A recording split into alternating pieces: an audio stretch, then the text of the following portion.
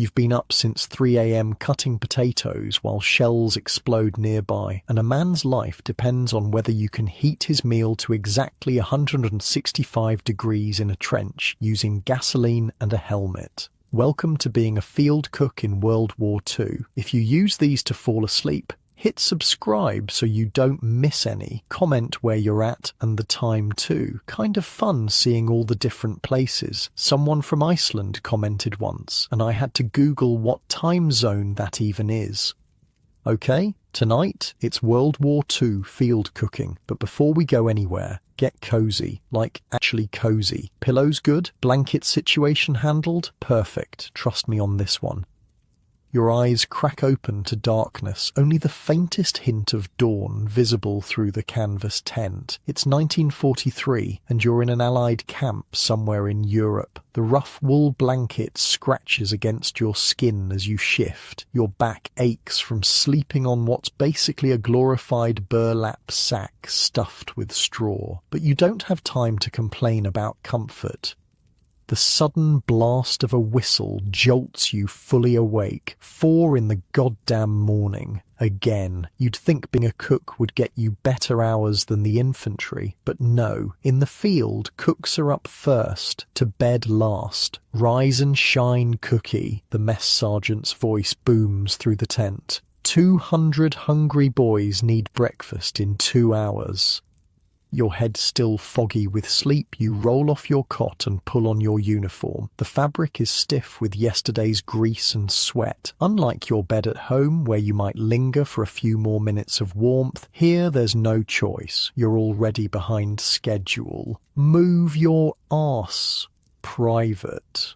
Those potatoes won't peel themselves. The moment your boots hit the muddy ground outside, the cold slaps you in the face. It's early spring, and the night chill hasn't burned off yet. Your breath forms clouds in front of you as you trudge toward the field kitchen. The Gulashkanona goulash cannon, as everyone calls it, looms in the pre-dawn gloom. It's a massive field kitchen on wheels, with its tall chimney sticking up like the barrel of artillery, hence the nickname. The Germans invented it, but every army has their version now. This mobile kitchen is your domain, your weapon in the war.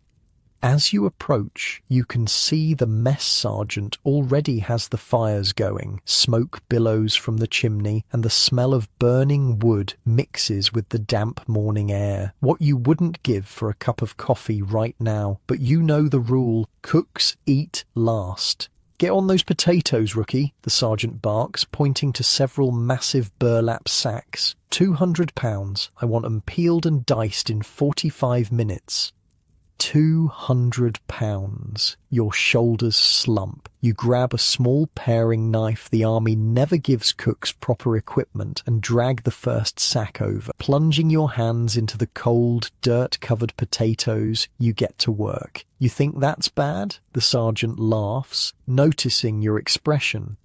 Back in North Africa, we had to peel potatoes with our bayonets while standing in a sandstorm. Sand got everywhere. Boys were crunching their way through breakfast for days.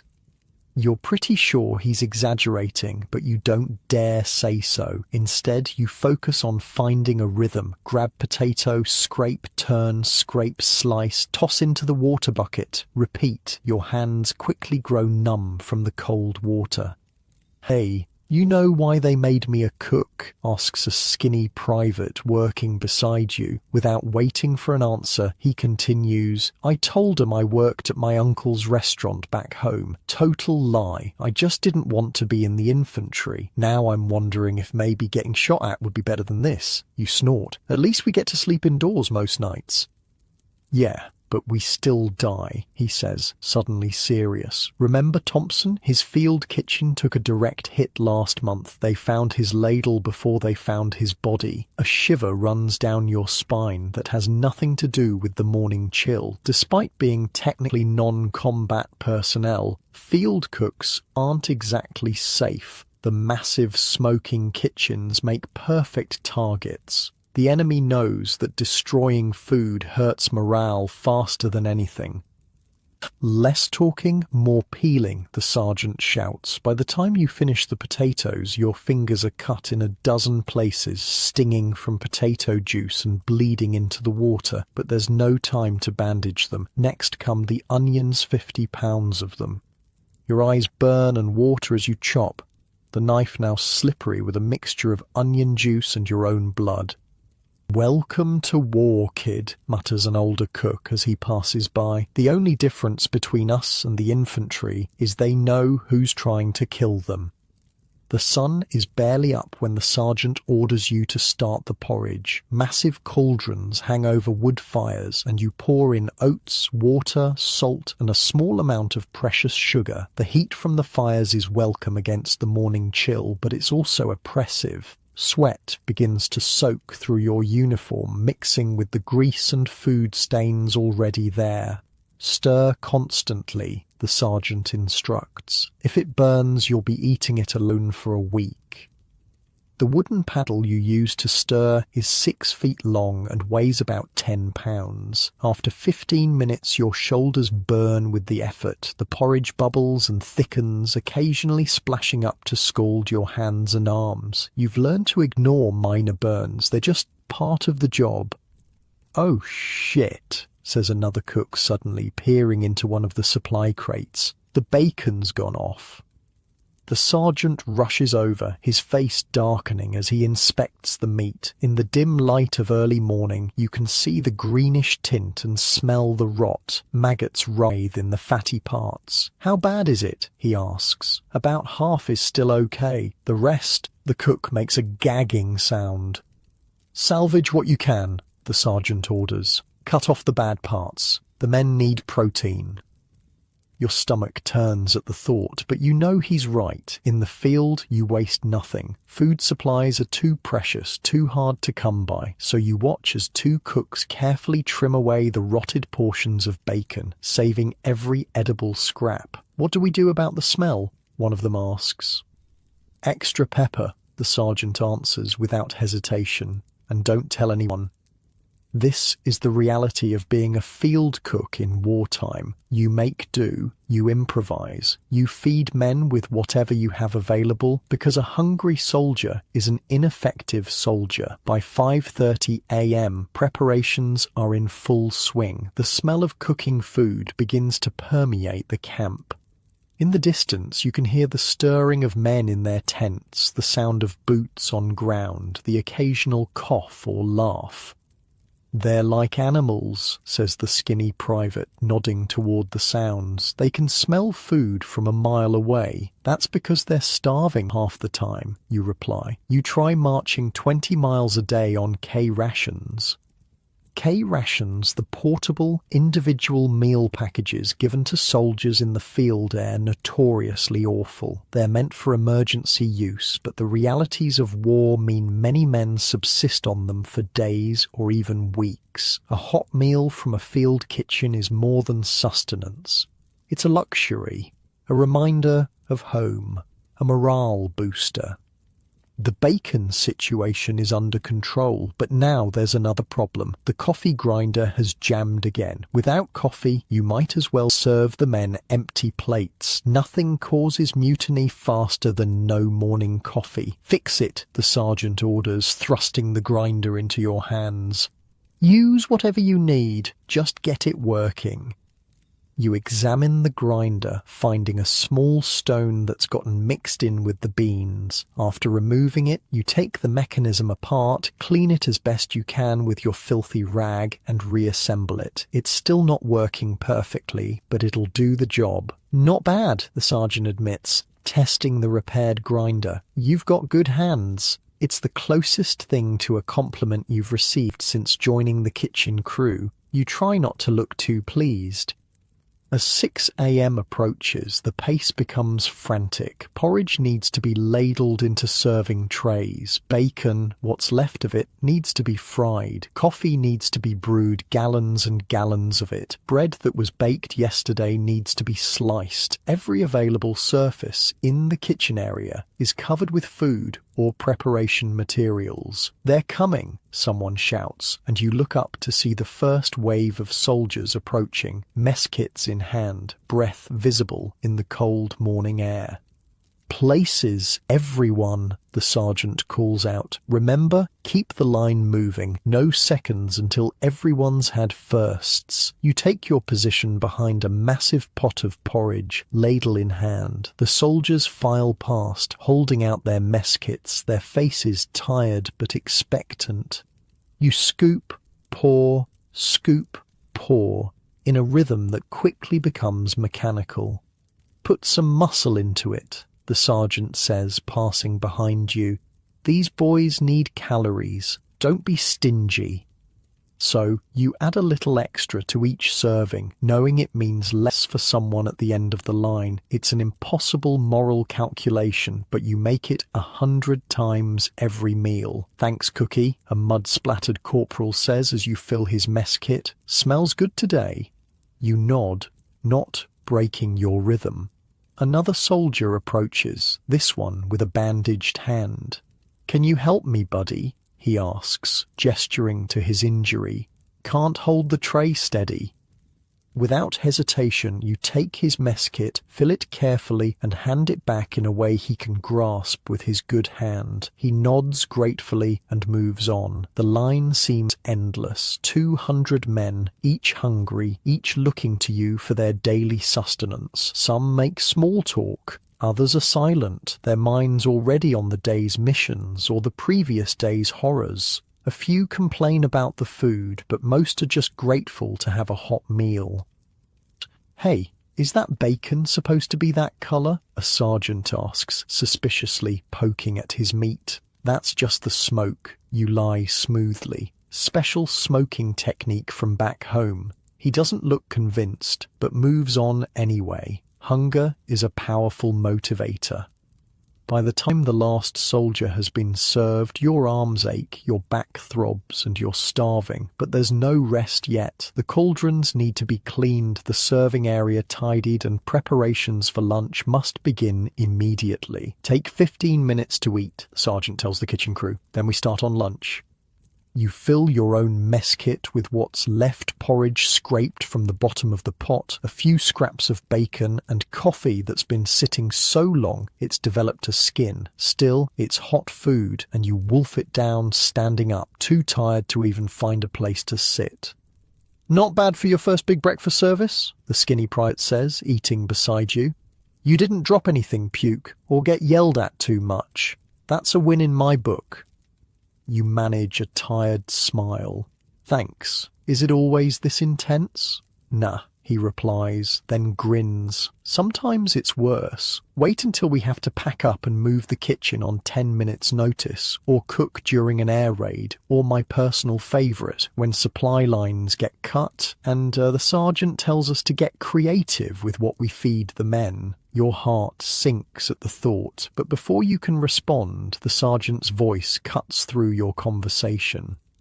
"Break's over, start peeling those carrots for lunch. We're making stew." And just like that, you're back at it. Your hands find the knife again, your eyes blur with fatigue, but you keep going. Because in war, the fighting never really stops, and neither does hunger.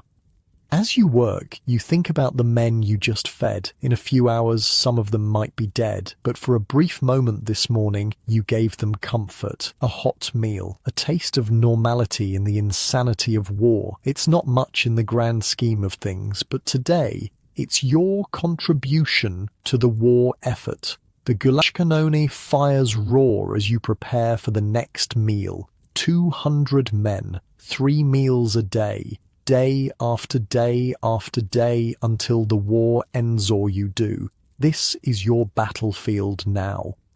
And it's only 7 a.m. Your day as a field cook has just begun. The kitchen operates like a machine, with every cook serving a specific function. You quickly learn that efficiency isn't just about speed, it's about survival. The faster you prepare the food, the less time you're exposed and vulnerable. The more organized you are, the less fuel you waste. In war, even cooking becomes a tactical operation. Always keep your head down, the sergeant instructs as you prepare lunch stew, and listen for incoming. You'll hear the whistle before the explosion. As if on cue, a distant rumbling shakes the ground. Artillery, but too far away to be a concern. Still, several of the newer cooks duck instinctively. You'll get used to it, an older cook tells you. After a while, you can tell how close they are just from the sound. When you need to worry is when you hear them but don't have time to be scared before they hit. With the lunch stew simmering, the sergeant calls you over to a separate section of the field kitchen. Here, several large metal boxes sit on the ground, each about the size of a small footlocker. "These," he says, patting one of the boxes, "are your new best friends, Mermite containers. We use them to transport hot food to positions too dangerous or remote for the men to come to us." He opens one to show you the design. Inside are several compartments separated by insulated walls. You can put hot stew in one section, bread in another, dessert in the third. Keeps everything at temperature for hours. When the fighting is too heavy for the men to break for meals, we send these out instead. "Who delivers them?" you ask, already suspecting the answer. "We do," he replies, confirming your fear. "Usually the newest cook gets the honor. Hope you remember your basic training, because delivering these will take you right up to the front lines." Your mouth goes dry at the thought. When you volunteered for kitchen duty, you'd hope to stay away from the worst of the fighting. Now you realize that might have been naive. "Don't look so worried," the sergeant says, actually showing a hint of compassion. "They usually don't target a single man running food, usually." That afternoon, you get your first taste of Mermite duty. The stew is ladled into the containers, bread is wrapped and placed in its compartment, and coffee is poured into insulated pots. Then the sergeant hands you a map with an X marked on it. "Second Platoon, B Company," he says. "They're dug in about a mile east of here. Follow this path, keep your head down and don't spill the food. Those boys haven't had a hot meal in 3 days. The containers are heavier than they look, especially when filled with food. You struggle to lift 2 of them, one in each hand. Take this too," says the skinny private, handing you a rifle. "Just in case." "In case of what?" you ask, not sure how you'll carry it along with the food. "In case you want to shoot yourself rather than come back for another shift in this kitchen," he jokes, but then turns serious. "Strap it to your back. You probably won't need it, but you don't want to be caught without it." With the mermites weighing down your arms and the rifle awkward on your back, you set off. The well-worn path leads through a wooded area, offering some cover. As you walk, the sounds of the camp fade behind you, replaced by an eerie quiet occasionally broken by distant gunfire. Your heart races. With each step, every shadow could be an enemy soldier. Every sound could be a sniper taking aim. The weight of the containers makes your progress slow, and your arms begin to tremble with the effort. After what feels like hours, but is probably only 20 minutes, you hear voices ahead, American voices. Relief washes over you as you approach a series of foxholes and makeshift barriers where soldiers are positioned. "Food's here," someone calls out when they spot you, and suddenly you're surrounded by grateful men. "About damn time," says a lieutenant, but there's no real anger in his voice. "What have you got for us, Cookie?" "Beef stew," you reply, setting down the containers with shaking arms. "And bread. Coffee too." "Real beef?" asks a private skeptically. You think about the tough, stringy meat you helped prepare that morning, officially labelled as beef but of highly questionable origin.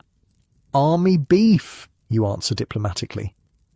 They laugh, understanding perfectly what that means. As they open the containers and the smell of hot food wafts out, you see the change in their faces. Exhaustion gives way to pleasure, if only momentarily. Some close their eyes as they take their first bite, savouring the simple comfort of a warm meal. You don't know what this means, buddy, a sergeant tells you as he collects portions for the men who can't leave their positions. We've been eating cold K rations since Tuesday. You watch as they eat, struck by how something so basic food you might have complained about in civilian life can bring such joy in these circumstances. Despite the danger of your delivery mission, despite your exhaustion, you feel a strange sense of pride. Better get back before it gets dark, the lieutenant advises, handing you the empty containers. And thanks, really. The walk back is just as tense, but faster without the weight of the food. When you arrive at the field kitchen, the sergeant merely nods, which you've learned is his version of high praise. Good job not dying, the skinny private says cheerfully. Now help me with dinner prep. We're trying to make something edible out of powdered eggs and canned ham. And so your day continues. Prep, cook, serve, clean, repeat. By evening, you've been on your feet for over 14 hours. Every muscle aches. Your hands are a mess of cuts, burns, and blisters. Your uniform is stiff with sweat and food residue. Dinner service is similar to breakfast, though the men are even more tired now, their faces grimmer with the day's experiences. You serve mechanically, too exhausted to even register their faces anymore. After the last man is fed, after the last pot is cleaned, the sergeant finally releases you for the night. It's past 9 p.m. Get some sleep, he says. We start again at 400. You drag yourself back to your tent, barely able to keep your eyes open. Your cot, which seems so uncomfortable this morning, now looks like the most inviting bed in the world. You don't even bother to remove your boots, just collapse onto the rough blanket.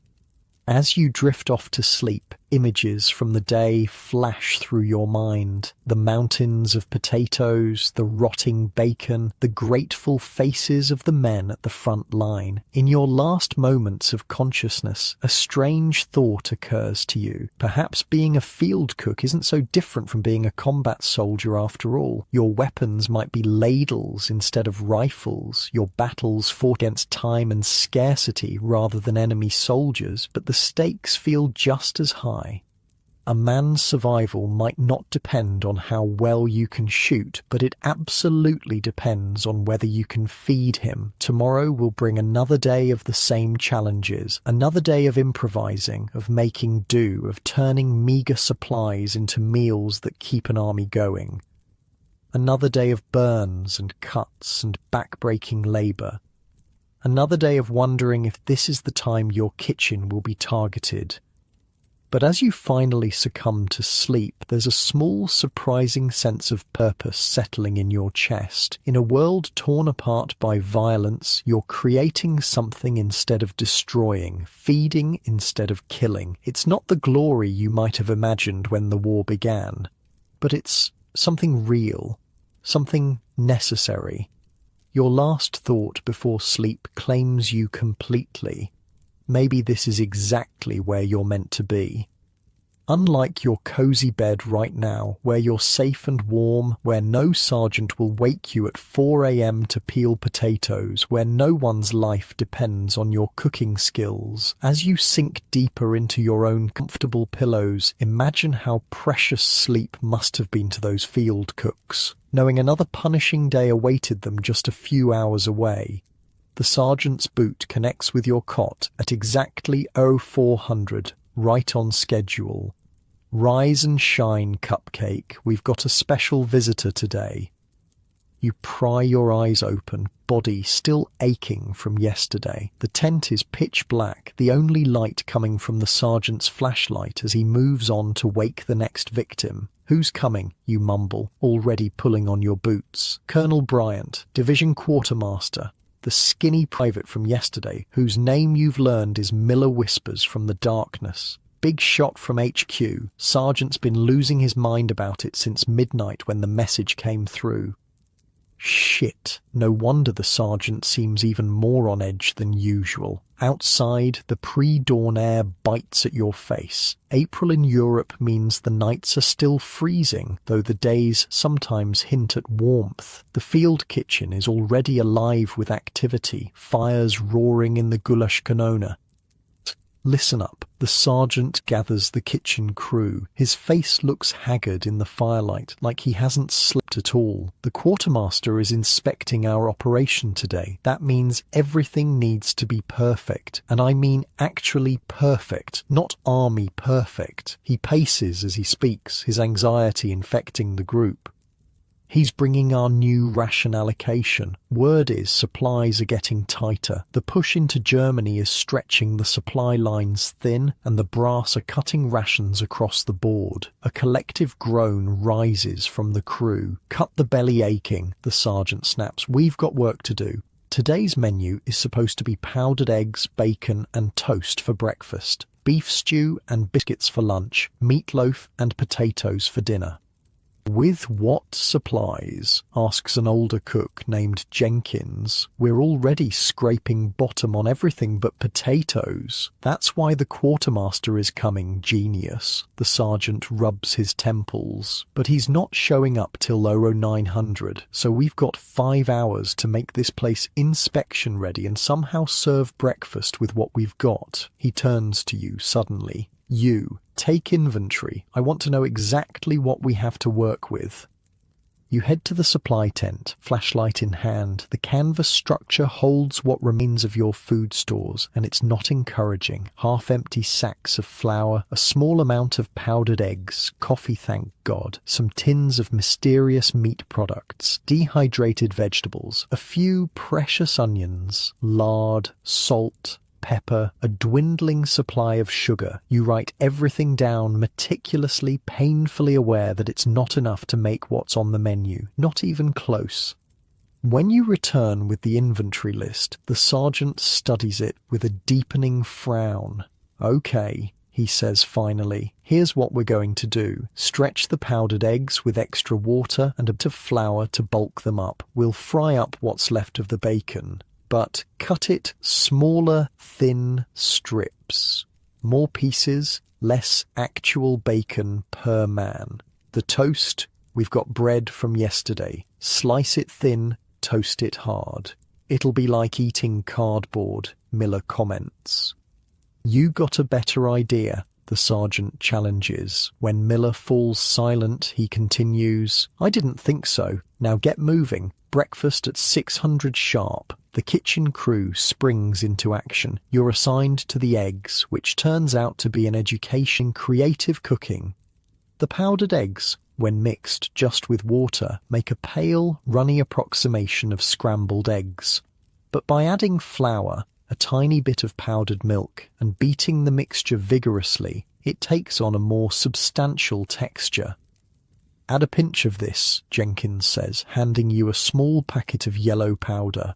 What is it? You ask, suspicious. Turmeric makes the eggs look more like eggs instead of library paste, he winks. Been carrying my own little stash since North Africa. The things you learn in desperate times. You sprinkle in the turmeric, amazed as the pale mixture takes on a more appetizing golden hue.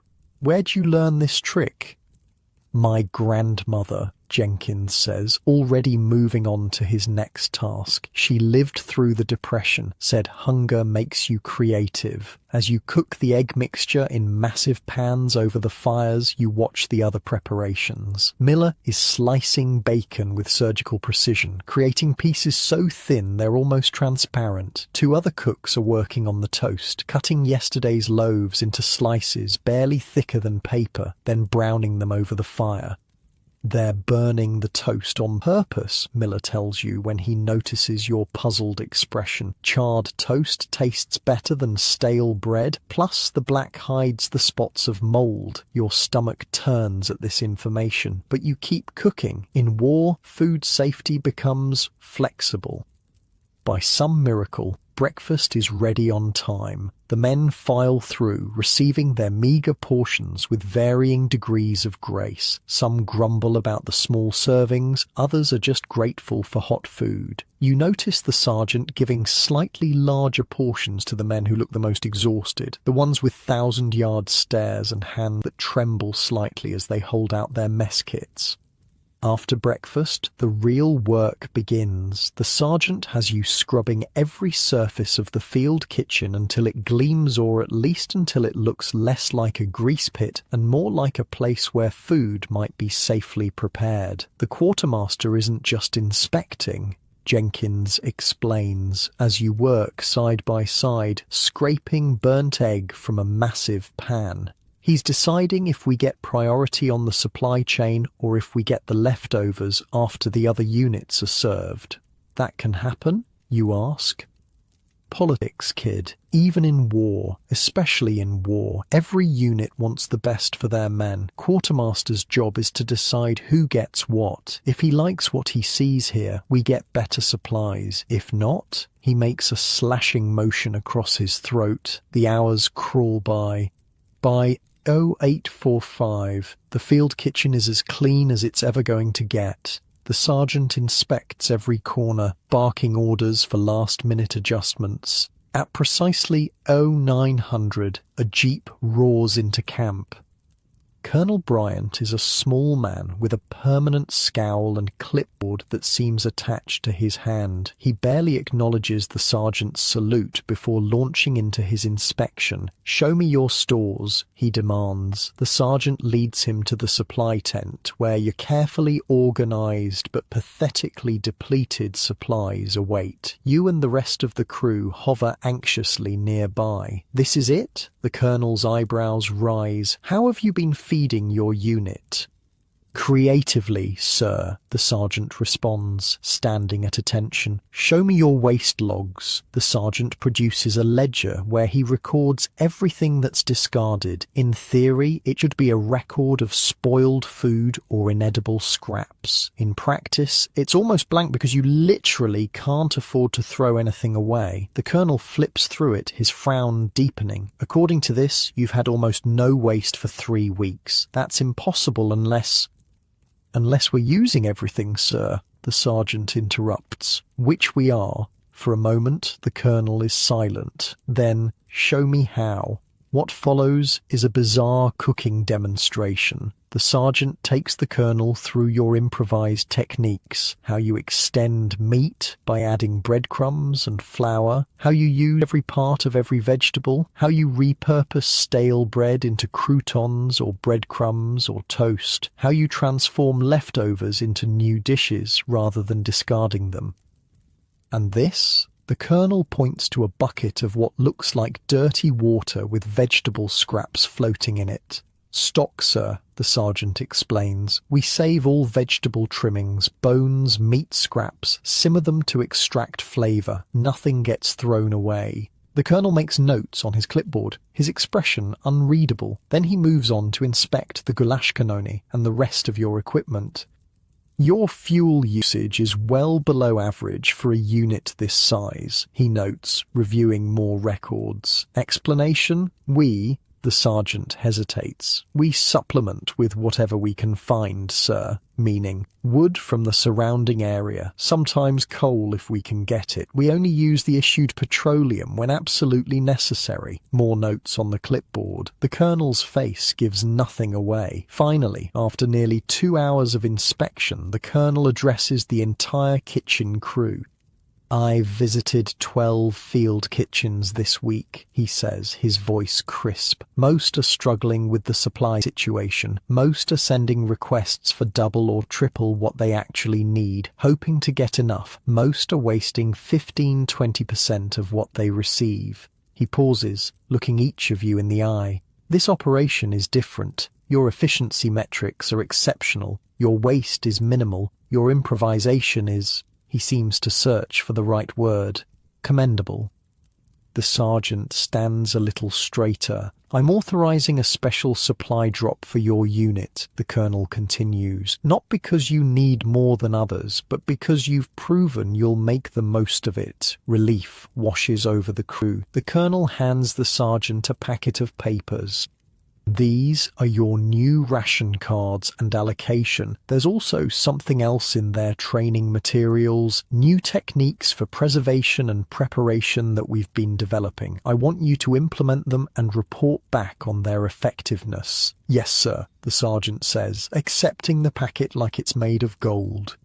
One more thing, the colonel adds. I'm assigning your unit to train other kitchen crews in your methods. Sergeant, select 2 of your men to create a demonstration program. Starting next week, you'll receive visitors from other units. With that, he returns to his jeep and is gone in a cloud of dust, leaving behind a stunned kitchen crew. Holy shit, Miller breathes once the colonel is out of earshot. Did we just get promoted? More like additional duties, Jenkins mutters, but he's smiling. The sergeant is already tearing into the packet, reviewing the new allocation. His eyebrows rise higher with each page.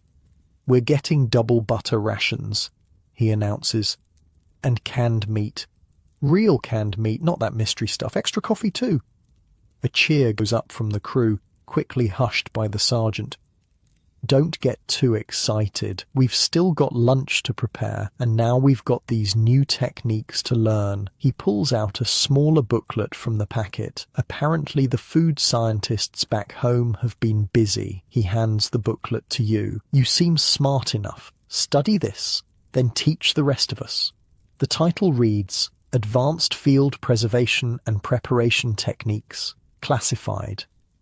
Over the next hour, as lunch preparations continue around you, you pore over the booklet. It's fascinating stuff, scientific approaches to food preservation, nutritional calculations, methods for extending shelf life, techniques for maximizing flavor with minimal ingredients. One section particularly catches your eye, emergency substitutions. It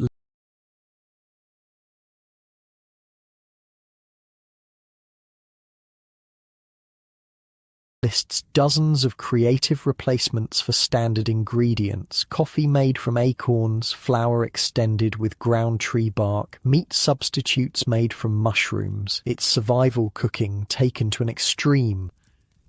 Anything useful in there? The sergeant asks, pausing beside you. You look up.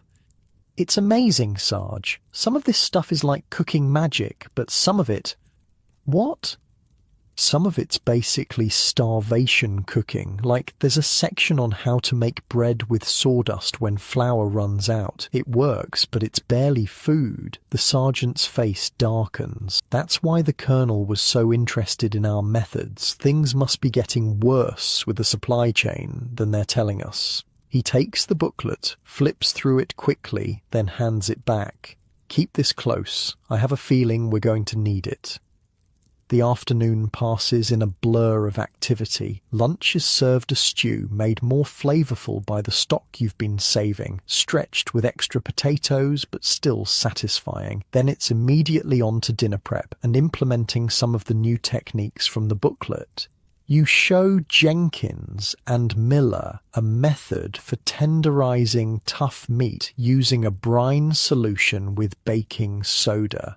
It breaks down the proteins, you explain, reading from the booklet, makes even the toughest cuts edible. Where do they come up with this stuff? Miller asks, watching skeptically as you prepare the brine. Scientists, you reply. Says here they've got whole laboratories back home just working on how to feed the army better. Seems like they could just send us more food instead of clever ways to make garbage edible, Miller grumbles. Jenkins cuffs him lightly on the back of the head. Use your brain, kid. If they could send more food, they would. This is about making do with what we've got. As evening approaches, you're implementing another new technique, bread fortification, by adding extra protein in the form of powdered milk and a tiny amount of ground peanuts to the dough. You can significantly increase the nutritional value without changing the taste much. It doesn't look that different, Miller notes as you knead the dough. That's the point, you say. The men get more nutrition without feeling like they're eating weird science experiments. The promised supply drop arrives just before dinner crates of provisions that are quickly unpacked and inventoried. As the sergeant predicted, it's better quality than your usual shipments. Real canned meat, butter, coffee, even a few luxury items like chocolate and canned peaches.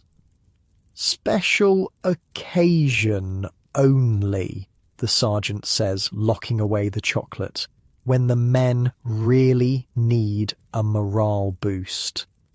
Dinner preparation takes on a festive air with the new supplies. The meatloaf actually contains recognizable meat. The potatoes are mashed with real butter. There's even gravy made from actual drippings rather than just flour and water colored with coffee. As the men file through for dinner, their reaction is immediate. Eyes widen at the sight of the improved food. Comments of appreciation flow freely. One grizzled staff sergeant actually stops to shake your hand. "Whatever you boys are doing different, keep it up," he says. "Best meal I've had since Paris." That night, as you finally collapse into your cot, exhausted but satisfied, Miller flops down beside you. "So," he says, "you think we can actually pull this off? Teaching other units our methods?" You think about the day's events, the inspection, the new techniques, the improved supplies, the satisfied faces of the men at dinner. "Yeah," you reply, "I think we can." Miller is quiet for a moment. "You know what's weird? Before the war, I hated cooking, couldn't boil water without burning it. Now look at me, practically a chef." You laugh. "War does strange things to people." "True that." Miller yawns. "See you at 400 cookie."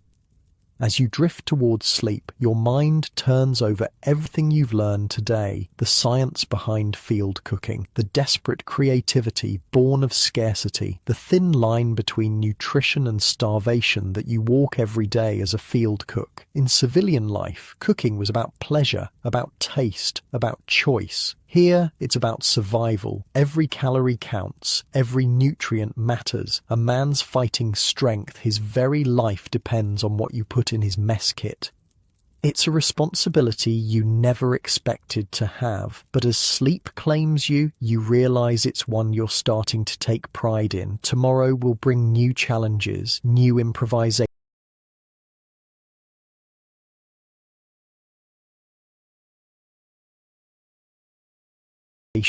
New lessons in the brutal arithmetic of feeding an army on dwindling supplies. But tonight, at least, you fed them well. And in war, perhaps that's victory enough. As you drift off in your uncomfortable cot, so different from your comfortable bed right now, you wonder what new cooking challenges tomorrow will bring. But that's for tomorrow. For now, sleep claims you, dreamless and deep.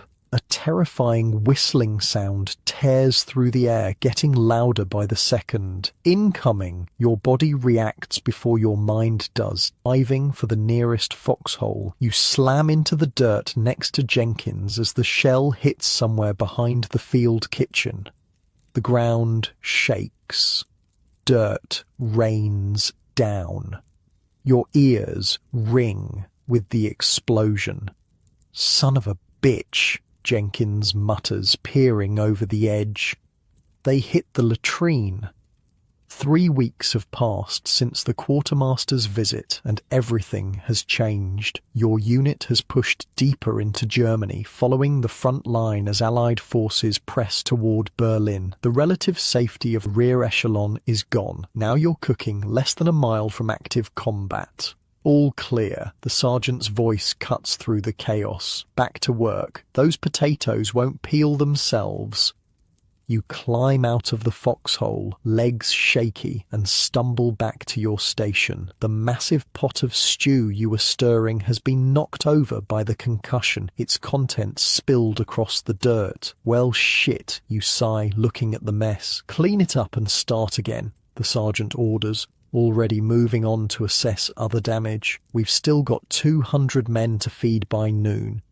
This is your life now, cooking under fire. The constant tension of knowing the next shell might have your name on it. The responsibility of keeping men fed despite everything the war throws at you. The routine that seemed so grueling back at the training camp now feels like a luxury.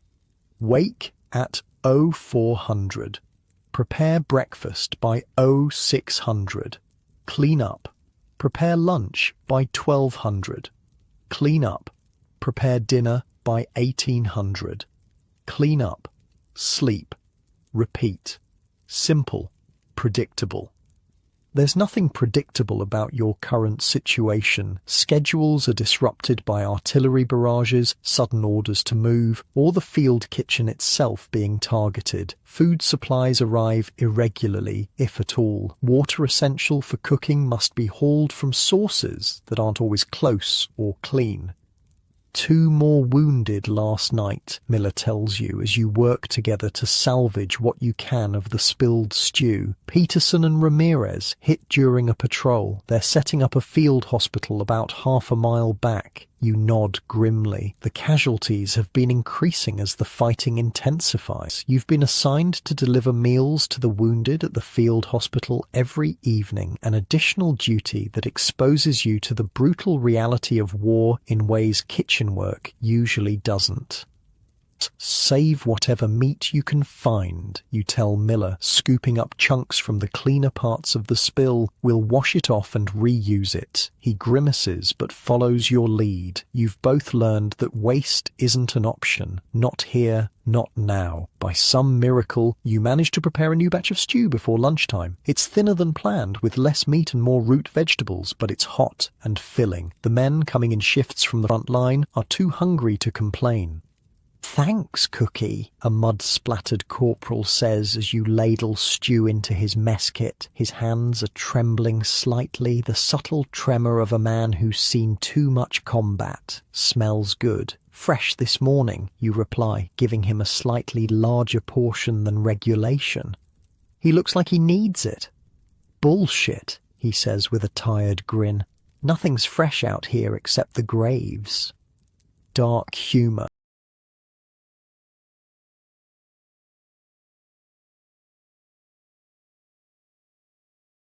The kind that would shock civilians back home but keeps soldiers sane on the front. You've grown used to it. "Fine, the rat I caught in your foxhole this morning wasn't exactly fresh," you shoot back, "but I cooked it special for you." He laughs, an actual genuine laugh, and for a moment the haunted look leaves his eyes. That's another part of your job, not just filling bellies, but providing moments of normalcy, brief respites from the horror. After lunch service, the sergeant gathers the kitchen crew. His face is grim. "New orders," he announces. "We're moving the kitchen forward tonight." A collective groan rises from the group. "Can it?" he snaps. "The lines have shifted. Our boys have pushed the Germans back another mile. Command wants the kitchen closer to support the advance." "Closer to the fighting, you mean?" Jenkins mutters. The sergeant ignores him. "We move at 0100. I want everything packed and ready by midnight. We'll set up in the new location before breakfast." Moving a field kitchen is back-breaking work under the best conditions. Moving it in the middle of the night, in hostile territory, with minimal lighting to avoid attracting enemy fire, is a special kind of hell. Every component of the Gulash Kanoni must be dismantled, loaded onto trucks, transported and reassembled. The massive cauldrons, the heating elements, the chimney sections, the fuel supplies, the water tanks, not to mention all the food stores, utensils and personal equipment. "This is insane," Miller whispers as you work together to pack crates of cooking equipment. "Moving at night? We could hit a mine, or run into a German patrol, or get strafed by aircraft." "Better than moving during daylight and definitely getting spotted," you reply, though you share his concern. "I didn't sign up to be this close to the action," he continues. "I became a cook specifically to avoid getting shot at." "How's that working out for you?" you ask dryly. He gives a short, humourless laugh, about as well as your plan to avoid KP duty back home by joining the army. At midnight precisely, the sergeant inspects the packed equipment. Everything is ready. The trucks have arrived, 3 2.5-ton GMCs with canvas covers, their headlights taped to narrow slits to minimize visibility. All listen up, the sergeant addresses the kitchen crew. This move is necessary but dangerous. We'll be travelling in a convoy. No lights except the taped headlights. No talking, no smoking. If we're attacked, abandon the vehicles and find cover immediately. The equipment can be replaced. You can't. It's a sobering briefing. For the first time, you fully realise how exposed you'll be during the move. One more thing, the sergeant adds. Each of you take a weapon, rifles in the cab with you, just in case. The weight of the M1 Garand in your hands feels foreign, uncomfortable. You've had basic weapons training, of course, but you're a cook, not a combat soldier. The idea of actually using the rifle against another human being makes your stomach turn. At 100 sharp, the convoy begins to move. You're in the second truck with Miller and Jenkins. The night is overcast, no moonlight to help navigate, which is both a blessing and a curse. Harder for the enemy to spot you, but harder for your drivers to see the rutted, bomb-cratered roads. The truck lurches forward, bouncing violently over the uneven terrain. The canvas sides flap in the wind. Every few minutes the sound of distant artillery punctuates the night. Flashes on the horizon briefly illuminate the landscape in stark, unnatural light. Like driving through hell, Jenkins mutters beside you, breaking the no-talking rule. Nobody corrects him. The journey is only supposed to take an hour, but it stretches to nearly 3 as your convoy navigates around destroyed bridges, roadblocks, and areas of active fighting. Every minute is tense, your body rigid with fear, the rifle clutched in your sweaty hands. Finally, the truck stops.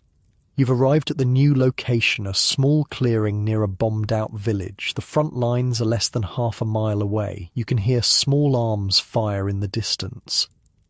Out and unload, the sergeant orders. We need to be set up before first light. Exhausted from the journey and lack of sleep, you still have to unpack and reassemble the entire field kitchen. It's grueling work in the pre-dawn darkness, made more challenging by the need to stay quiet and avoid using lights that might attract enemy attention. The new position has one advantage, a small stream nearby that provides a water source, but it also has a major disadvantage. It's exposed on the eastern side, with only minimal tree cover separating you from potential German observation posts. We'll have to camouflage the smoke, the sergeant says, examining the site. Jenkins, rig up a dispersal system for the chimney. I don't want a column of smoke pointing the Krauts right to us. Jenkins nods. He's done this before, creating a system of baffles and covers that spreads the smoke from the cooking fires horizontally rather than letting it rise in a visible column. Dawn breaks as you finish setting up. Everyone is dead on their feet, having been awake for over 24 hours straight. But there's no rest, yet breakfast still needs to be prepared. Simple meal this morning, the sergeant announces. Oatmeal, coffee, hardtack. That's it. We don't have time for anything fancy. You're assigned to the coffee, perhaps the most important element of breakfast for men who've been fighting all night. The process is familiar enough to do on autopilot. Fill the massive pot with water from the stream, build a fire in the goulash cannoni's firebox, bring the water to a boil, add the precious coffee grounds, let it brew. As the water heats, you hear a new sound cutting through the morning air, the distinctive crack of a sniper rifle, followed by the ping of a bullet hitting metal nearby. Down, the sergeant roars. Everyone drops to the ground. Another shot rings out, this one striking one of the coffee pots, sending a spray of hot water into the air. They can see us, Jenkins hisses. Told you this position was too exposed. The The sergeant crawls toward the nearest truck, keeping his body low. He returns moments later with a field radio. "Support coming," he says tersely. "Counter-sniper team, but we need to get the camouflage netting up now." For the next 20 minutes, you work in a terrifying game of cat and mouse. Staying low, moving in short bursts, you help string camouflage netting over the field kitchen. Every few minutes, the sniper takes another shot, keeping you pinned down but thankfully not hitting anyone. Finally, a squad from your unit arrives, including 2 snipers with scoped rifles. They immediately take positions at the edge of the clearing, scanning the tree line to the east. "Keep cooking," the squad leader tells you. "We'll handle the kraut." It's surreal, preparing breakfast while a sniper duel unfolds less than 100 yards away. The sharp crack of rifles punctuates the morning as you stir the oatmeal and salvage what's left of the coffee. Your hands shake, but you keep working. The men will be arriving for food soon, hungry after a night of combat. A final shot rings out, followed by a cheer from your unit's snipers. "Got him," the squad leader reports to your sergeant. "You should be clear now, but keep that netting up just in case." Breakfast is served under the camouflage netting, creating a strange, dappled light across the serving area. The men arrive in small groups, dirty and exhausted from overnight operations. Many have the hollow-eyed look of soldiers who've been in constant combat too long. "Sorry about the simple breakfast," you say to one particularly gaunt-looking private as you ladle oatmeal into his mess kit. "We had to move during the night." "Are you kidding?" he replies. "Hot food is hot food. We've been eating cold K rations for days." By mid-morning, the situation has stabilized somewhat. The immediate threat is gone, but the new reality of your position remains. You're now a forward field kitchen directly supporting frontline operations. The danger is constant.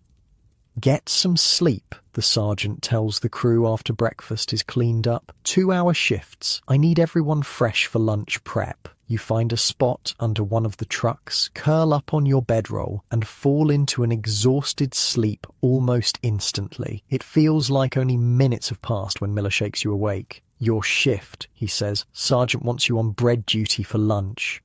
Bread is tricky in field conditions. The portable ovens attached to the goulash kanona are temperamental at best, especially with the inconsistent fuel you're forced to use. But bread is also vital filling, transportable, and a comfort food that reminds men of home. You mix the dough quickly using the fortification techniques from the special manual. Extra protein from powdered milk, a little vegetable oil for fat, just enough sugar to feed the yeast. You've become expert at knowing the exact consistency by feeler skill no recipe can teach. While the dough rises, you help prepare the main course pasta dish with what the supply officer optimistically labelled meat sauce. The actual meat content is questionable, but with enough tomato paste, herbs and careful seasoning, it becomes something appealingly food-like. The sound of vehicles approaching interrupts your work. Not the familiar rumble of American trucks, but something different. Everyone freezes. "Tigers," Jenkins says, his voice tight. "German tanks." The sergeant is already moving. "Get to the foxholes, now." You abandon the food and run for the nearest foxhole, diving in headfirst as the first shell whistles overhead. It explodes somewhere behind you, the concussion slamming into your back like a giant fist. More shells follow.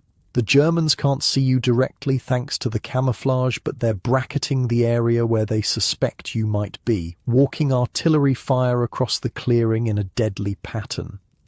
In the foxhole with you are Miller and a young cook's assistant named Parker, barely 18. Parker's face is white with terror, his body trembling uncontrollably. "First time under fire?" you ask him, trying to sound calmer than you feel. He nods, unable to speak. "Just keep your head down," you say. "It'll pass." But the barrage continues, intensifies. Dirt and debris rain down on your foxhole. The sound is overwhelming, not just the explosions, but the ripping, tearing sound of trees being shredded by shrapnel. They're gonna hit the kitchen, Miller says grimly. All that work for nothing. As if summoned by his words, a massive explosion erupts from the direction of the Gulash Canon. You risk a peek over the edge of the foxhole and your heart sinks. Direct hit. One of the trucks is burning and parts of the field kitchen are scattered across the clearing. The barrage continues for what feels like hours, but is probably only 20 minutes. When it finally stops, the silence is almost as shocking as the noise was. "Stay down," Miller warns as Parker makes to stand up. They always wait to see if anyone moves, then they start again. Sure enough, after a tense minute of silence, another shell screams in, exploding near where the sergeant's foxhole is located, then nothing. "Testing," Miller explains. "Seeing if they got us all." Another 5 minutes pass before the sergeant's voice rings out. "Sound off by Foxhole 1. 2 here," comes a reply from somewhere to your right. 3 here, Miller shouts, and so it goes, each foxhole reporting in. Miraculously, no one is dead, though several cooks have minor injuries from flying debris. When it's finally safe to emerge, the devastation is clear. One truck is completely destroyed. The Gulash Canon is damaged, but intact, the sturdy field kitchen having survived worse in its long service. Food and supplies are scattered everywhere, much of it unsalvageable. "Assess and report," the sergeant orders, his own face streaked with dirt and blood from a cut on his forehead. "I need to know what we can still use. The bread dough you were working on is covered in dirt and debris. The pasta is ruined. Most of the prepared food is contaminated by soil, shrapnel, or chemicals from the explosives." "We've got canned goods that survived," Jenkins reports. "Some of the flour and sugar in sealed containers. Coffee's okay. Water tank is intact, but we need to test for contamination." The sergeant processes this information, his expression grim. "We've still got men to feed," he says finally. "We'll have to improvise. Again." Over the next few hours, you witness the incredible resilience of the field kitchen crew. The damaged equipment is repaired using parts salvaged from the destroyed truck. Clean water is hauled from the stream. New bread is mixed. Canned meat and vegetables are combined into a simple but nutritious stew. By some miracle, lunch is ready only an hour later than scheduled. It's not what was planned, but it's hot and fills the belly a minor victory snatched from disaster. As you serve the makeshift meal, you notice the men seem especially grateful today. Word of the artillery strike has spread. They know what the kitchen crew endured to feed them. "Heard you guys took a direct hit," a lieutenant says as you fill his mess kit. "Thanks for still getting chow ready. Means a lot to the men." You nod, too exhausted for words. The adrenaline that kept you going through the barrage and aftermath has drained away, leaving a bone-deep weariness. After lunch, as you're cleaning up, Parker approaches you. "I froze up," he says, shame evident in his voice. "During the shelling, I couldn't even talk."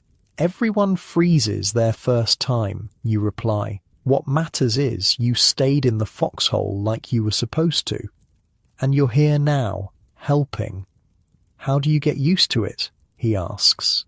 You think about this. You don't, not really. You just learn to function despite it. It's the truth. 3 weeks at the front hasn't made the fear go away. It's just taught you to work through it, to keep cooking even as shells fall around you, to focus on the mission feeding the men no matter what. That night, as you finally collapse onto your bedroll, you find yourself thinking about how much has changed. When you first joined the kitchen crew, your biggest concerns were mundane peeling potatoes fast enough, keeping the sergeant happy, avoiding burns from the cooking fires. Now you live in a world where sniper fire interrupts breakfast preparation and artillery can destroy hours of work in seconds, where the simple act of delivering food to the men can mean risking your life, where eating might be a soldier's last act before dying in combat. Yet something else has changed too. A bond has formed among the kitchen crew, forged in shared danger and hardship. You're no longer just cooking together, you're surviving together. Every meal served is an act of defiance against the chaos of war. As sleep begins to claim you, you hear Miller's voice from nearby. "Hey," he says softly, "you know what's crazy? I actually miss the days when all we had to worry about was the sergeant yelling about potato peeling." You smile in the darkness. "We'll get back there," you murmur. "Just gotta survive this first." "Yeah," he replies, "one meal at a time. One meal at a time." It's become your mantra, your way of breaking the overwhelming task of war into manageable pieces. Just like the soldiers fight one battle at a time, you fight your war one meal at a time. As you drift off to sleep, the sound of distant artillery, your macabre lullaby, you wonder what tomorrow's meal will bring. But for now, in your warm, safe bed at home, so different from that hard ground beneath a destroyed field kitchen, you can rest, knowing that today, at least, you won those small battles. You kept the men fed.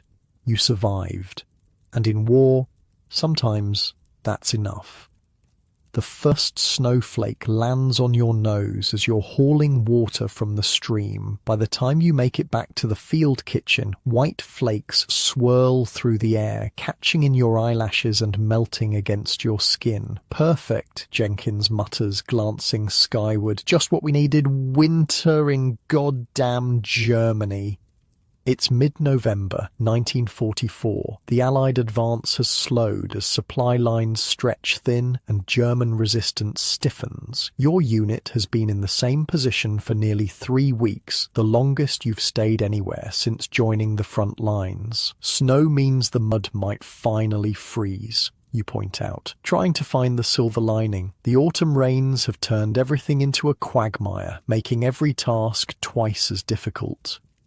"Yeah, and then we get to deal with frostbite and frozen pipes instead," Jenkins replies. "I was in the Ardennes in 40. Trust me, kid, you'd rather have mud." The sergeant approaches, his breath visible in the increasingly cold air. "Weather report says this is just the beginning. Big storm coming. I want all equipment winterized by end of day." Winterizing the field kitchen is a process you've trained for but never actually implemented. It involves wrapping pipes with insulation, setting up windbreaks around the cooking areas, digging storage pits in the ground to keep certain foods from freezing solid, and preparing the Golashka None for operation in sub-zero temperatures. "Miller, you and Parker dig the storage pits, deep enough that they won't freeze through. You," he points at you, "work with Jenkins on insulating the water system. If our pipes freeze, we're screwed." By midday, the snow is falling steadily. A white blanket covers the camp, beautiful in a way that almost makes you forget the war until the distant crump of artillery breaks the silence. Germans usually ease up on shelling in bad weather, Jenkins tells you as you wrap pipes with strips of wool blanket. Their spotters can't see targets as well, but don't count on it. "What's the worst winter condition you've cooked in?" you ask, trying to get a sense of what's coming. Jenkins pauses, thinking. Belgium, early 40, temperature hit 15 below zero, cooking oil froze solid, bread dough was like concrete, coffee froze in the mugs before the men could finish drinking it. He shakes his head at the memory, lost 2 fingers to frostbite that winter. He holds up his left hand, showing the stumps where his pinky and ring finger should be. You've noticed the missing digits before, but never asked about them. How'd it happen? Spilled boiling water on my glove. Had to take it off to dry. By the time I realized how bad the frostbite was, it was too late. He flexes his remaining fingers. Could have been worse. A cook from another unit lost his whole hand. Grabbed a metal pot without gloves. Skin stuck to it like touching a frozen pump handle. His matter-of-fact tone chills you more than the falling snow. This isn't just uncomfortable weather, it's potentially lethal. By evening, 3 inches of snow blanket the camp, and the temperature has dropped dramatically. The winterizing is complete, but now you face a new challenge: dinner preparation in freezing conditions. We're switching to one-pot meals whenever possible, the sergeant announces. Less exposure, less fuel, less chance for things to go wrong. Tonight is stew, heavy on potatoes and whatever vegetables we've got left. The "whatever we've got left" part is concerning. Supply deliveries have become increasingly sporadic as winter weather affects the roads. Your last proper resupply was over a week ago, and stocks are running dangerously low. Inventory check, the sergeant orders, pointing at you and Miller. I need to know exactly what we've got and how long it will last. The inventory is grim. Flour for maybe 4 more days of bread, potatoes for 3 days if you stretch them, coffee, the lifeblood of the army, down to enough for just 2 days. Meat is practically non-existent, just a few cans of mystery protein that might be beef or might be worse. We're going to have to forage, the sergeant says after reviewing your findings. Local farms, abandoned villages, anything we can find. Sir, most of those areas haven't been fully cleared of enemy troops, you remind him. I'm aware of the risk, Private. That's why you'll go with a security detail. He looks you in the eye. First light tomorrow, dress warm.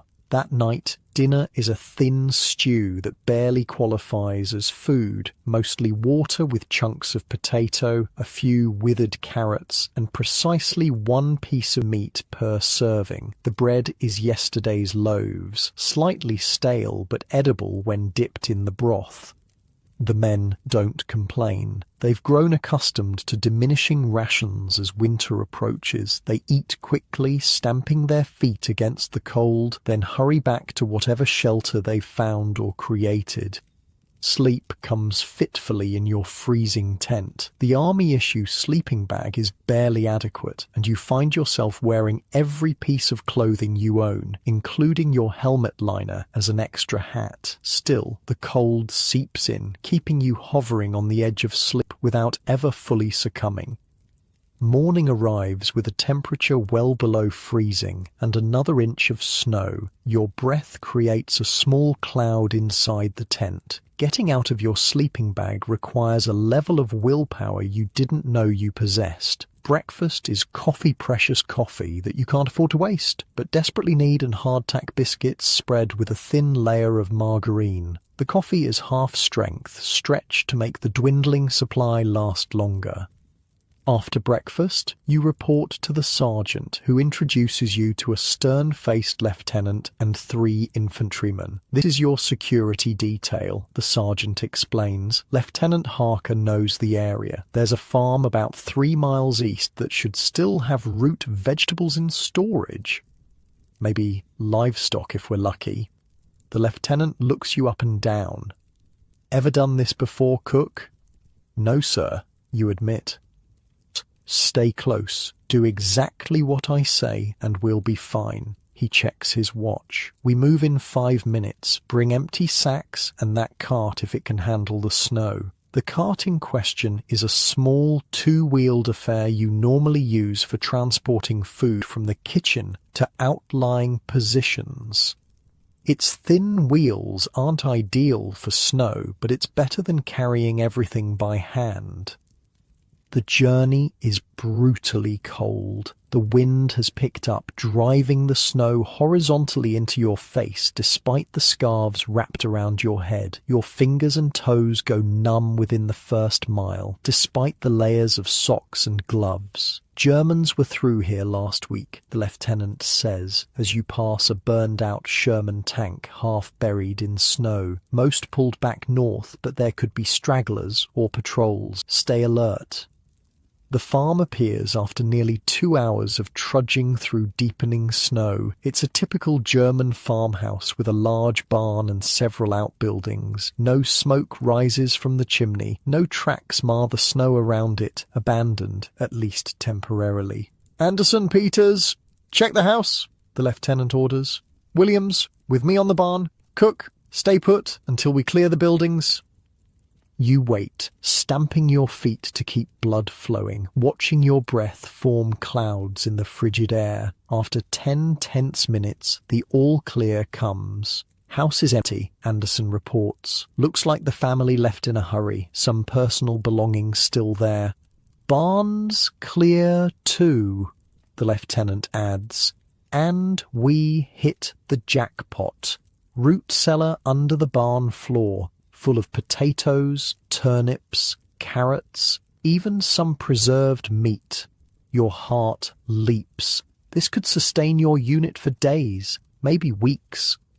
"There's livestock too," Williams adds. 3 pigs, dozen chickens. Someone's been feeding them recently. The lieutenant considers this. Means someone might come back. "We need to move fast." He turns to you. "Get what we need from the cellar first. We'll decide about the livestock after." The root cellar is a dirt-floored room beneath the barn, accessed by a trap-door. Wooden shelves line the walls, stocked with burlap sacks of vegetables and glass jars of preserved foods. It's a treasure trove in wartime. You work quickly, loading the cart with potatoes, turnips, and other root vegetables that can survive the journey back to camp. The preserved meat, mostly pork by the look of it, is carefully packed on top. You add jars of pickled vegetables and preserved fruits. As you work, a moral dilemma gnaws at you. This is someone's winter food supply. A family might return to find their stores depleted, potentially facing starvation themselves. "Sir," you approach the lieutenant, "should we leave some of this for the family?" He gives you a hard look. "Our orders are to sustain our fighting force. These people chose to support Hitler. Our men come first."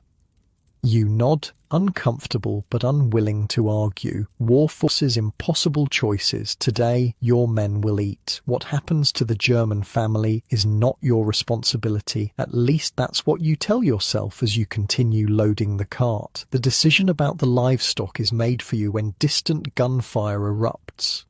"German patrol," the lieutenant says tersely, peering through binoculars. "Maybe half a mile out, moving this way." He makes a quick decision. Leave the animals, grab what we've got, and move. Now. The return journey is even more grueling. The cart, now heavily laden, repeatedly gets stuck in the snow. Your security detail takes turns helping you haul it while maintaining vigilance for the German patrol. Every few hundred yards, you stop to listen. The sound of gunfire has faded, but the knowledge that enemy troops are in the area keeps everyone on edge. If we're engaged, the lieutenant tells you quietly during one such stop, abandon the cart and run for those trees. Don't try to be a hero. The food's important, but not worth dying for. You nod, hoping it doesn't come to that. After all you've been through to get these supplies, leaving them behind would feel like a personal failure. The last mile back to camp is the hardest. Your muscles scream with fatigue. The cold has penetrated every layer of clothing. Your face is raw from the wind, but the sight of the Gulasch Kanoni's chimney in the distance gives you a second wind. "We made it," you breathe as you cross into the camp perimeter. The sergeant meets you, his face lighting up at the sight of the loaded cart. "Good work," he says, actually clapping you on the shoulder. "This will make a big difference." That night, dinner is a hearty stew made with the foraged vegetables and preserved pork. There's enough for seconds, even thirds. The men's spirits lift noticeably with the improved meal. Where'd all this come from? Miller asks as he helps you prepare the food. Farm to the east, you reply. Abandoned. Lucky for us, he says, then gives you a knowing look. Not so lucky for whoever lived there. You say nothing, still uncomfortable with the moral compromise, but when you see the faces of the men as they receive their full rations, their evident relief and gratitude, it's easier to justify the decision. The next morning brings fresh challenges. The temperature has dropped even further, and the water pipes have frozen despite your insulation efforts. We need to thaw them without bursting them, Jenkins says, examining the solid ice visible in a section of clear tubing, and we need water for breakfast. We can melt snow, you suggest, looking at the white blanket covering everything. Do you have any idea how much snow you need to melt to get a useful amount of water? Jenkins shakes his head. It takes about 10 gallons of snow to make 1 gallon of water, and it's slow.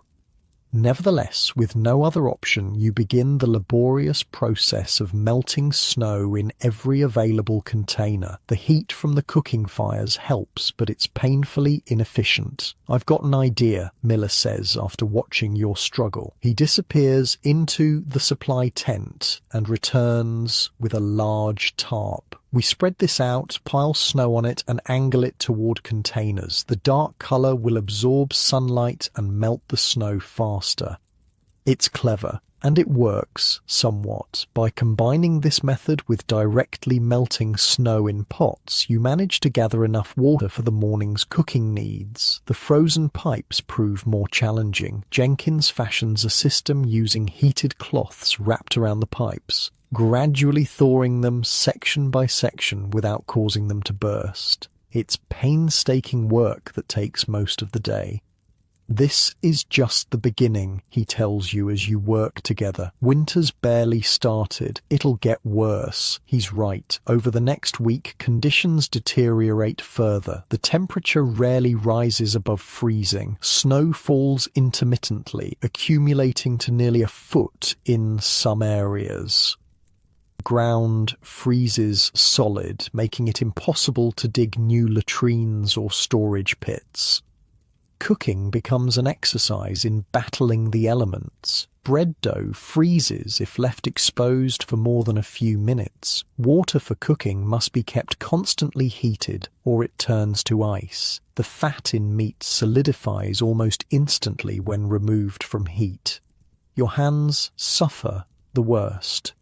Constantly exposed to the alternating extremes of freezing air and boiling pots, the skin cracks and bleeds. Chilblains, painful inflammatory swellings develop on your fingers. Every movement becomes painful. Petroleum jelly, the sergeant advises, tossing you a small tin. Won't cure it, but helps prevent it from getting worse. Rub it in whenever you can. The petroleum jelly helps somewhat, but nothing truly alleviates the constant discomfort. You notice all the veteran cooks have similar hands-scracked, reddened, scarred from years of this abuse. Fuel becomes another critical concern. The wood you've gathered is often too wet to burn efficiently. Coal is practically non-existent. The specialized fuel for the goulash kanona is strictly rationed. We need to be smart about this, the sergeant tells the kitchen crew. One fire, used for multiple purposes. No individual cooking, no heating water just to wash unless absolutely necessary for sanitation.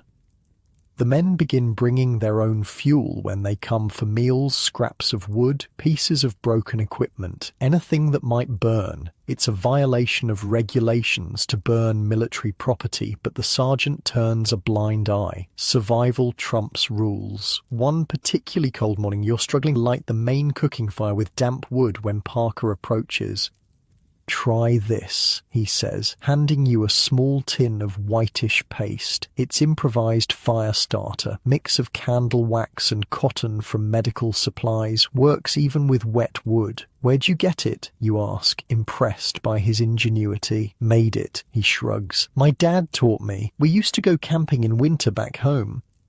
The fire starter works brilliantly. Within minutes you have a strong blaze despite the poor quality wood. It's a small victory, but in winter warfare those small victories keep you alive. Delivering food to outlying positions becomes another life-threatening challenge. The Mermite containers, designed to keep food hot for hours, still lose heat rapidly in sub-zero temperatures. By the time you reach the furthest foxholes, the food is often barely above freezing. "We need to modify the containers," you suggest to the sergeant after one particularly difficult delivery where the men received essentially cold stew. "Maybe add an extra layer of insulation or some kind of chemical heat pack?" The sergeant considers this. "Let me talk to the engineers. They might have some ideas or materials we can use." The solution, when it comes, is both simple and ingenious. The engineers provide soapstone blocks that can be heated in the cooking fires, then placed in a special compartment added to the bottom of each Mermite container. The stones hold heat for hours, keeping the food warm even on the longest deliveries. It's a small improvement, but the gratitude on the faces of the men receiving properly hot food in their frozen foxholes makes every difficult journey worthwhile. As December arrives, another enemy joins the cold: disease. Respiratory infections spread rapidly through the camp. Men weakened by cold, exhaustion, and less than ideal nutrition fall prey to bronchitis, pneumonia, and other ailments. The field hospital, already busy with combat casualties, fills with coughing, feverish soldiers. Special dietary requirements for the sick add another layer of complexity to your cooking duties. "They need liquid nutrition," the medical officer explains, providing a list of modifications: broths, thinned porridge, hot drinks with high sugar content for energy. Despite the challenges, or perhaps because of them, the kitchen crew grows closer. You share techniques for keeping warm. Take turns at the most exposed positions, watch for signs of frostbite on each other. What began as a collection of individuals thrown together by war has become something like a family. One night, as you all huddle around the dying cooking fire before turning in, Miller raises a tin cup of the day's last coffee. "To making it through another day," he says, "and to all of us crazy bastards who chose to be cooks instead of infantry. To warm food and cold nights," Jenkins adds. "The surviving winter," you contribute, raising your own cup. The coffee is weak, the night is freezing, and tomorrow will bring the same challenges all over again. But in this moment there's a sense of camaraderie that makes it all somewhat bearable. As you eventually crawl into your sleeping bag, adding your coat as an extra layer against the brutal cold, you think about how different your perception of winter has become. Before the war, winter meant Christmas, snow days, the beauty of freshly fallen snow. Now it's a deadly adversary, a force to be battled daily just to survive.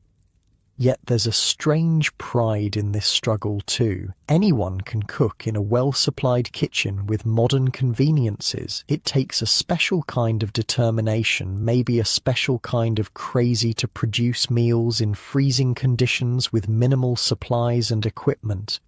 Sleep comes easier tonight, despite the cold. Your exhausted body surrenders to it quickly. Your last conscious thought is a comparison between your current situation and the warm, comfortable bed you once took for granted back home.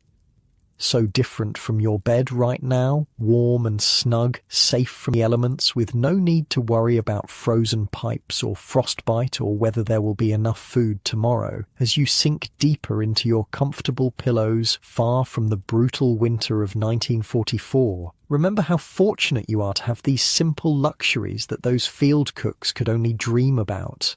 Mail call, Two simple words that transform the entire camp. Men emerge from tents and foxholes like groundhogs after winter, faces lighting up with anticipation. Even the kitchen crew pauses their endless work, hearts quickening at the possibility of news from home. It's late December 1944. The winter has tightened its grip, but the worst enemy now isn't the cold or even the Germans. It's the creeping despair that comes with months of combat, separation from loved ones, and the looming reality that despite Allied advances, this war isn't ending anytime soon. The mail jeep, caked with mud and snow, pulls up near the field kitchen. The driver, a cheerful corporal with a Santa hat perched on his helmet, jumps out with several bags of letters and packages. "Got a big one for the kitchen crew," he announces, hefting a large parcel from the Ladies' Auxiliary in Milwaukee. The sergeant takes the package, examining the label. "Well, I'll be damned. It's addressed to the boys keeping our soldiers fed." "Someone finally remembered us," Jenkins says, with a wry smile. "Only took 3 years of war." The package is opened with reverent care. Inside, homemade cookies carefully wrapped to prevent breaking. Coffee, real coffee, not the army issue stuff that tastes like burnt dirt. Small bottles of spices, chocolate bars, hand-knitted socks, and letters, dozens of them. From school children and mothers and wives, all thanking the forgotten heroes of the war. The cooks. "Dear brave army cooks," the sergeant reads aloud from one letter, his voice gruff with suppressed emotion. "My son writes that the only thing keeping him going some days is a hot meal. Thank you for taking care of my boy when I cannot." A strange silence falls over the kitchen crew. Recognition, genuine gratitude is something none of you are accustomed to receiving. "Well," the sergeant says finally, clearing his throat, "let's put this stuff to good use. Christmas is coming. Time to start planning something special." Christmas. The word hits differently here, thousands of miles from home, in the middle of war. For most men, it will be their second or third Christmas overseas. The homesickness, always present, becomes acute during holidays, a pain as real as any physical wound. "What can we possibly do that's special?" Miller asks. "We barely have enough for regular meals." The sergeant looks at the care package, then at the food store's meagre, but recently supplemented by another foraging expedition to abandoned farms. "We get creative," he says, "just like always. But this time we're not just feeding bodies, we're feeding souls." Over the next few days, alongside regular meals, the kitchen crew begins secret preparations for a Christmas feast. Every member contributes ideas from their own family traditions. "My mum always made these potato pancakes," Miller explains, sketching the recipe from memory. Latkes. Jewish tradition. But everyone loved them. "We had ham," Jenkins offers, "glazed with brown sugar and pineapple, though I don't suppose we'll find a ham out here." "My family did tamales," Parker says, "corn husks filled with mesa and meat, steamed. My grandmother would start making them days before Christmas. You share your own tradition. Apple pie. My mother would use dried apples when fresh weren't available." The sergeant listens to all these ideas, nodding thoughtfully. "We'll take elements from each, create something new, something that represents all of us." Planning the Christmas meal becomes a welcome distraction from the grim realities of winter warfare. In stolen moments between regular duties, you experiment with recipes adapted to available ingredients. The spices from the care package prove invaluable: cinnamon, nutmeg, and cloves that can transform army rations into something resembling festive food. The sergeant arranges a special supply drop, calling in favors from contacts at division headquarters. It arrives 3 days before Christmas. A small amount of ham, real butter, canned yams, even some dried fruit. "Don't ask how I got it," he tells the awestruck kitchen crew. "Just make it count." News of the planned Christmas feast spreads through the unit. Men who had been withdrawn, battling the dangerous combination of cold, fear, and despair, suddenly have something to look forward to. The change in atmosphere is palpable. One hot meal isn't going to win the war, Jenkins comments as you work together on bread dough infused with cinnamon and the precious raisins from the care package. No, you agree, but it might help some of these guys remember what they're fighting for. 2 days before Christmas, tragedy strikes. A German artillery barrage hits the adjacent company area. Casualties are high. The field hospital overflows with wounded. The mood, which had briefly lifted with the promise of Christmas, plummets. Should we cancel the feast? Miller asks the sergeant privately. Doesn't seem right to celebrate with so many men down.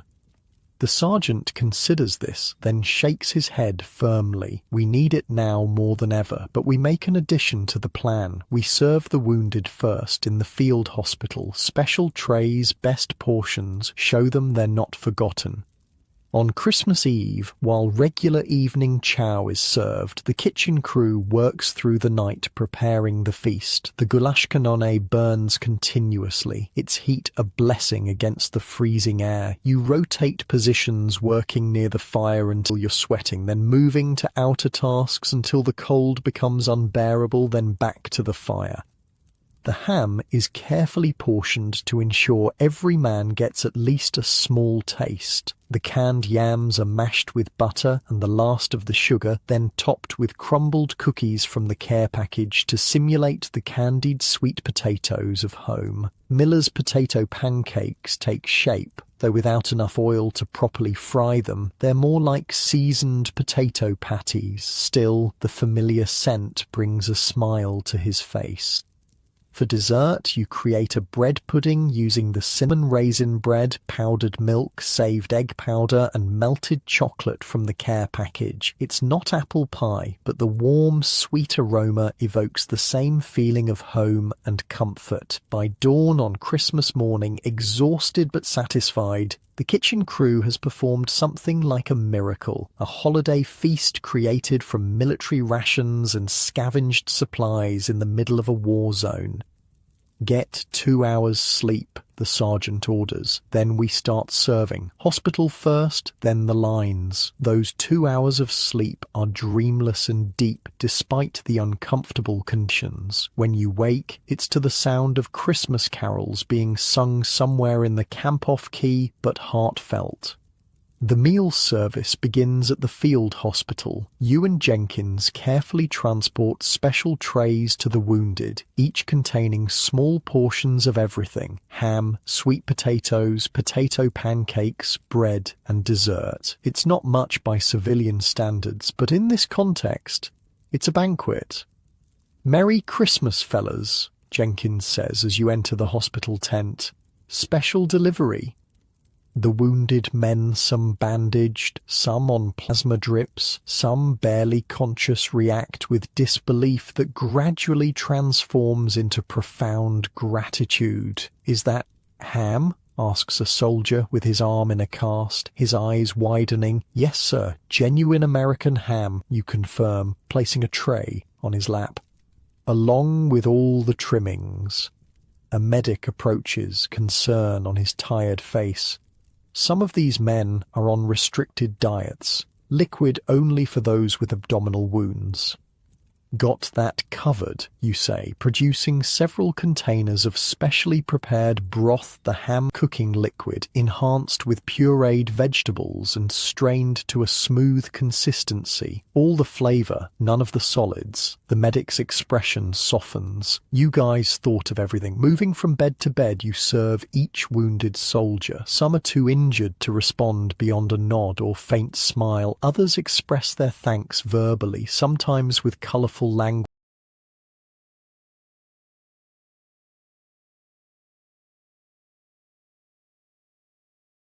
that makes you grin.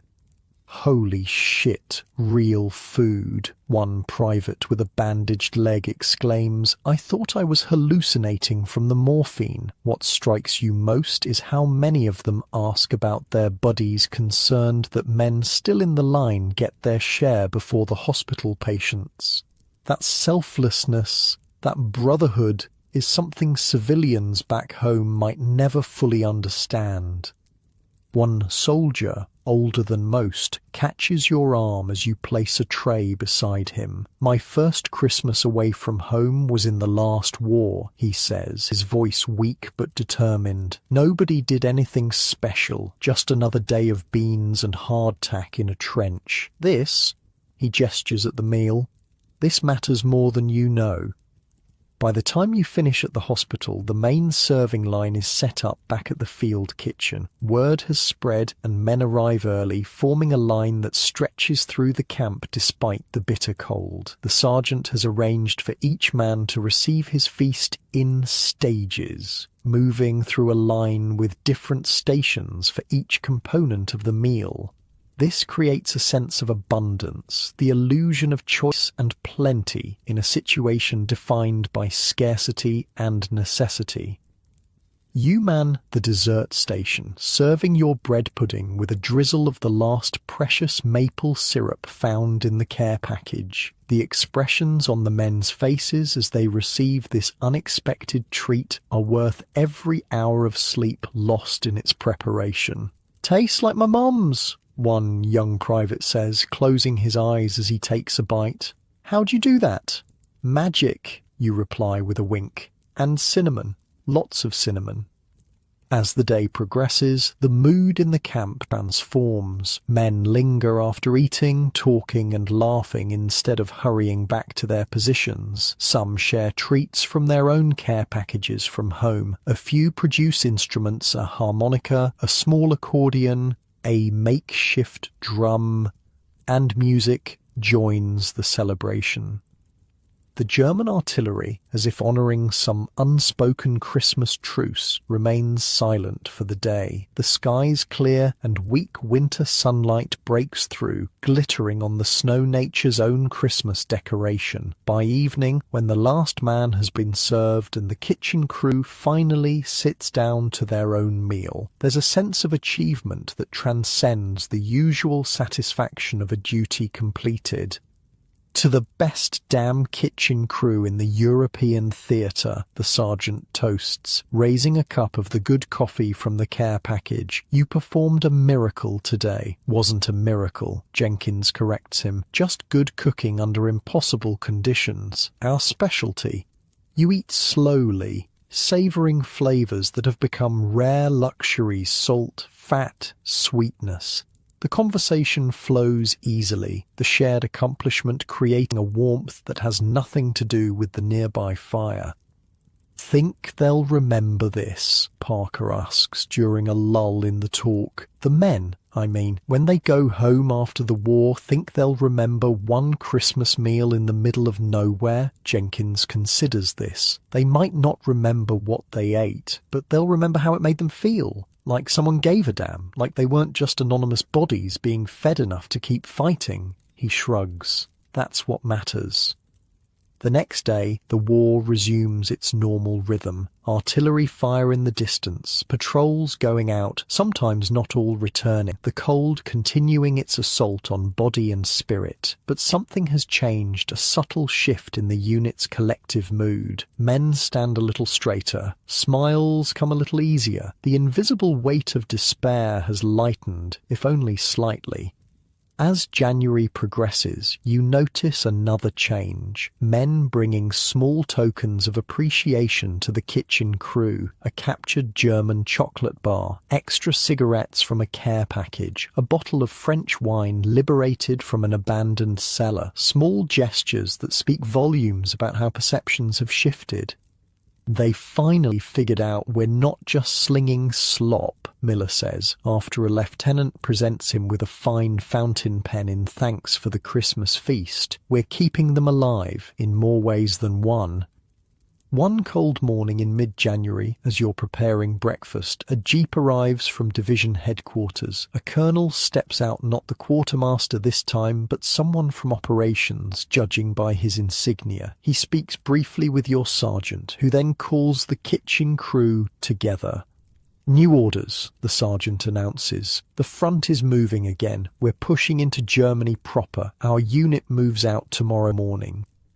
A collective groan rises from the crew, quickly silenced by the sergeant's raised hand. There's more, he continues. Division has recognized the importance of morale in this final push. They're implementing what they're calling a forward comfort initiative. Special supplies for hot food, even in combat zones. He pauses, a rare smile crossing his face. Apparently our Christmas operation got noticed by the brass. They're using our methods as a template.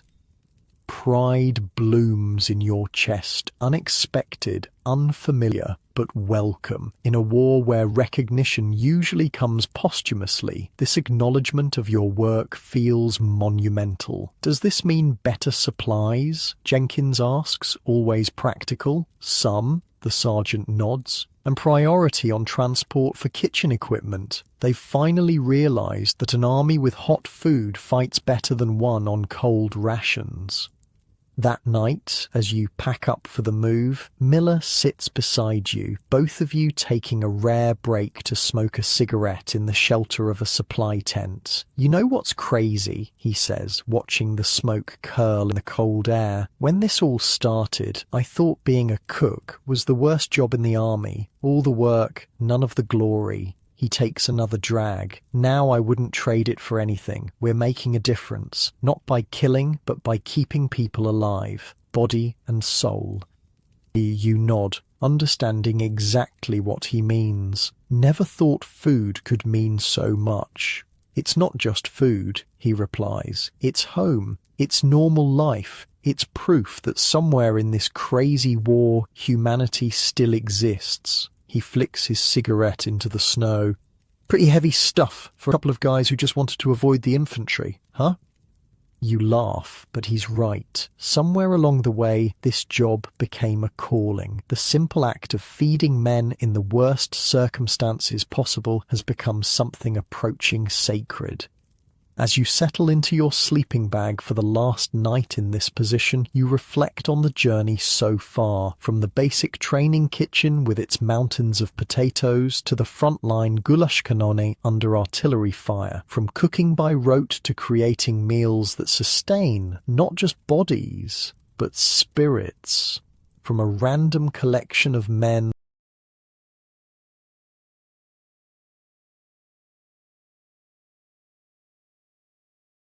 thrown together by war to a tightly bonded team that functions like a family. Tomorrow brings a new phase of the war, new challenges, new dangers, new opportunities to prove that even in the darkest times, something as simple as a hot meal can be revolutionary. As sleep approaches, you find yourself thinking of home, not with the sharp pain of homesickness that once characterized such thoughts, but with a gentler nostalgia. You'll appreciate your mother's kitchen differently when you return. The abundance of food, the luxury of cooking without fear of artillery, the simple miracle of fresh ingredients.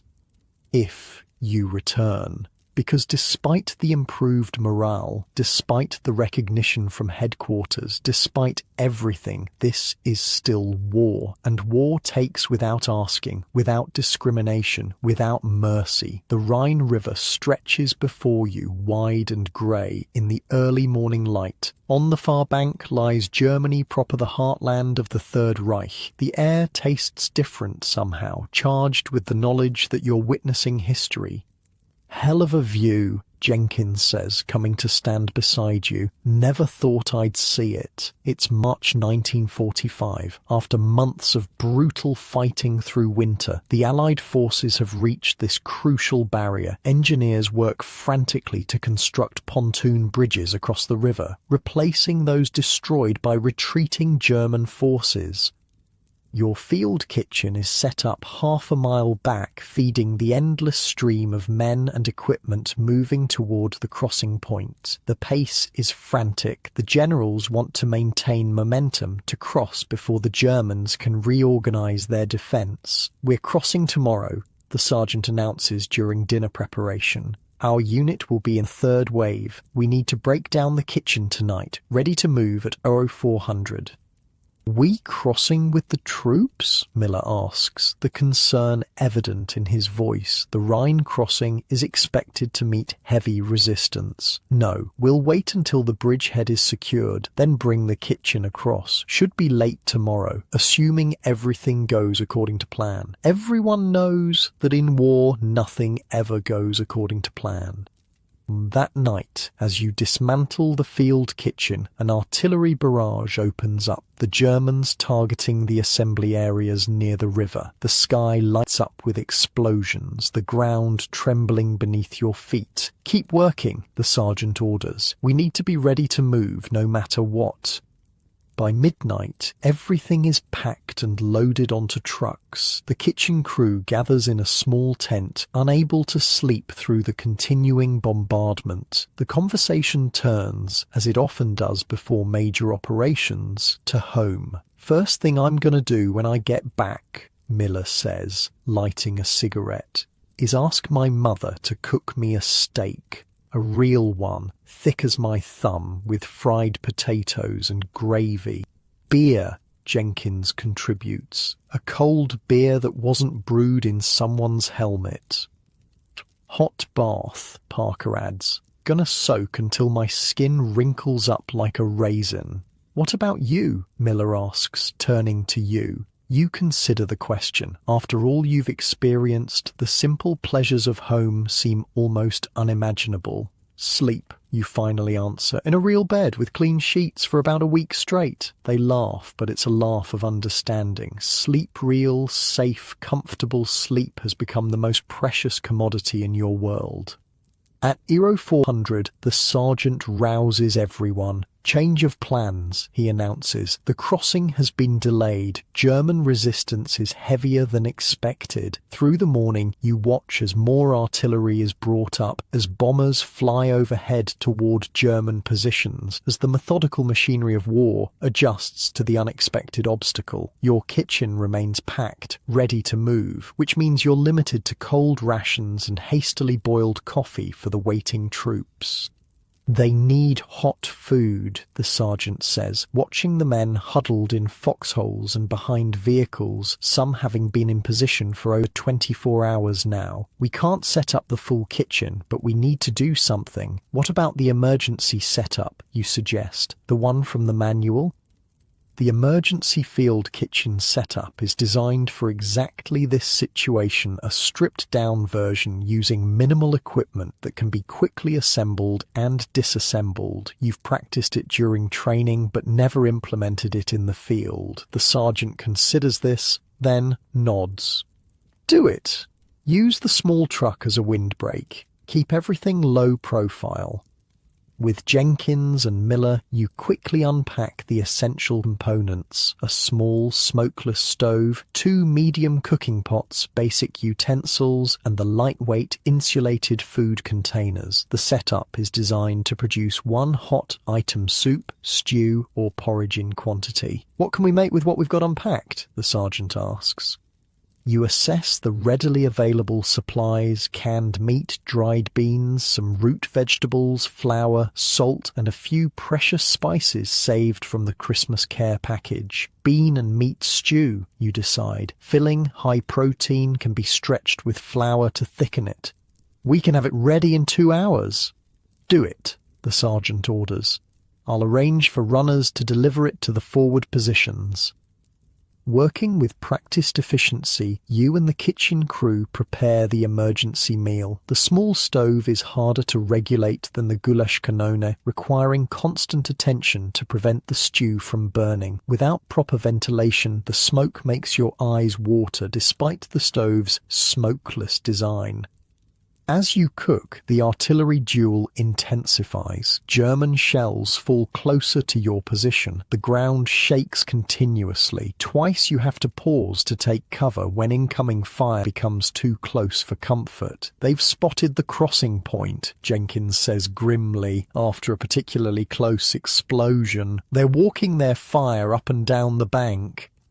Despite the danger, You continue cooking. The stew takes shape, rich, thick, aromatic, with the careful addition of spices. It's not fancy, but it will provide the energy and comfort the men need before crossing into the teeth of German defences. The runners arrive just as the stew is ready, young privates who will carry insulated containers to the waiting troops. They look nervous, aware that their mission will take them through areas being actively targeted by German artillery.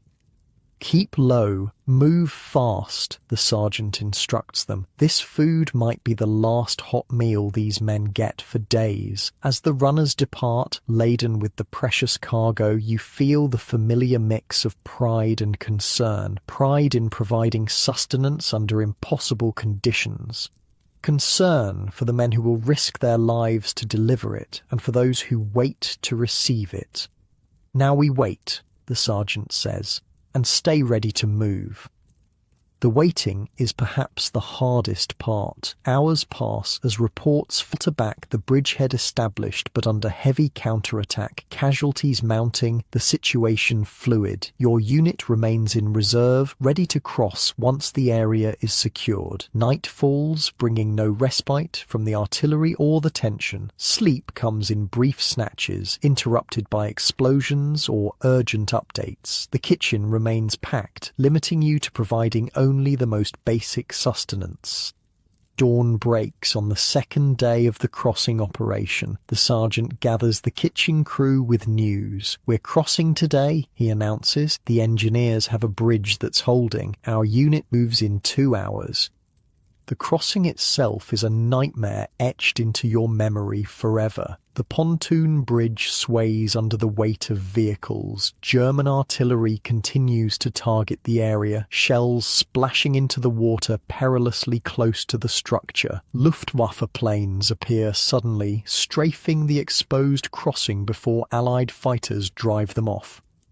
Your truck, loaded with the precious kitchen equipment, inches across the bridge, surrounded by infantry, tanks, and other support vehicles. Everyone is exposed, vulnerable. The driver white-knuckles the steering wheel, eyes fixed forward, ignoring the chaos around him with almost supernatural focus. "Don't look down," Miller mutters beside you in the cab. "Just don't look down." Of course, you immediately look down at the dark water churning below, at the bodies floating downstream, at the partially submerged vehicles from previous failed crossing attempts. The war has never felt more immediate, more terrifying than in this moment of perfect vulnerability. An explosion rocks the bridge 50 yards ahead. A truck is hit, flames erupting from its canvas cover. Men jump or are thrown into the water. "Keep moving," someone shouts. "Clear the bridge." Your driver navigates around the burning vehicle, the heat searing through the closed windows of your cab. For a moment you're certain this is it, that your journey ends here, on this makeshift bridge, without ever setting foot on German soil. Then you're past the wreckage, the truck picking up speed as it reaches the far bank, German soil beneath your wheels. The driver doesn't stop, continuing inland away from the exposed riverbank. Only when you've reached a small copse of trees about a mile from the river does he finally pull over, his hands shaking as he cuts the engine. "Made it," he breathes, seeming surprised by this fact. "We actually made it." The rest of the kitchen crew arrives in stages, the sergeant in a jeep, Jenkins and Parker in another truck, the remaining equipment in a third. By some miracle, everything and everyone has made it across intact. "Set up here," the sergeant orders once everyone has arrived. The line companies are moving forward, but they'll need resupply by evening. "I want hot food ready." The routine of setting up the field kitchen provides a welcome distraction from the lingering terror of the crossing. The familiar tasks ground you in the present unloading equipment, assembling the Gulaschkanone, organizing supplies, starting fires. By mid-afternoon, the kitchen is operational, a small miracle of logistics and determination. The menu is simple but substantial: beef stew with root vegetables, bread baked in the goulash cannoni's oven, and coffee. After days of cold rations, it will taste like a feast to the men on the line. As evening approaches, the sounds of combat grow more distant, a good sign that the advance is proceeding. The first groups of men begin to rotate back for food, their faces grimy with dirt and smoke, their eyes holding the vacant look that comes from too much combat in too short a time. "How's it going up there?" you ask a sergeant from one of the line companies as you serve him. "We're pushing them back," he replies, his voice hoarse from shouting orders. "But they're making us pay for every inch. Snipers, booby traps, the works." He looks down at the steaming food in his mess kit. "This is the first time I've stopped moving since we crossed. Thanks." Word spreads quickly that the kitchen is up and running. Men arrive in increasing numbers, some walking miles from forward positions just for a hot meal. The gratitude is palpable, expressed in nods, in quiet thanks, in the careful way they clean their mess kits to avoid wasting a single morsel. That night, as the kitchen crew finally sits down to their own meal, the sergeant shares the latest news. "We've advanced 12 miles since crossing," he says. "Resistance is stiffening, but the momentum is with us. Command says we're seeing the beginning of the end." "They've been saying that since D-Day," Jenkins remarks dryly. "This time it might be true," the sergeant replies. "The Germans are running out of men, equipment, everything. Intelligence says they're drafting old men and boys now." The thought of the war potentially ending, of going home, feels almost as unreal as the thought of being here once did. You've been a soldier, a cook, for so long that civilian life seems like a distant dream. "What happens to us?" Parker asks. "After, I mean, if it really ends soon." The sergeant shrugs. "Occupation duty, probably. Someone's going to have to feed the occupation forces." The conversation turns to the future, to plans and hopes long suppressed by the immediate demands of survival. It's cautious talk. No one wants to tempt fate by being too optimistic, but it's the first time such discussions have felt anything but futile fantasy. The next morning brings new orders. The front has moved again, pushing deeper into Germany. Your unit needs to follow, maintaining the critical supply line. "Pack up," the sergeant orders. "We move in 1 hour." And so it goes, day after day, week after week. The field kitchen becomes a mobile operation, setting up for a day or two before moving forward again. The advance is steady now, the German resistance increasingly disorganized, though still sporadically fierce. Towns and villages fall, some abandoned, others defended fanatically. The terrain changes from the flatlands near the Rhine to rolling hills, forests, small mountains. Each new location presents different challenges for setting up the field kitchen, different local resources to potentially utilize.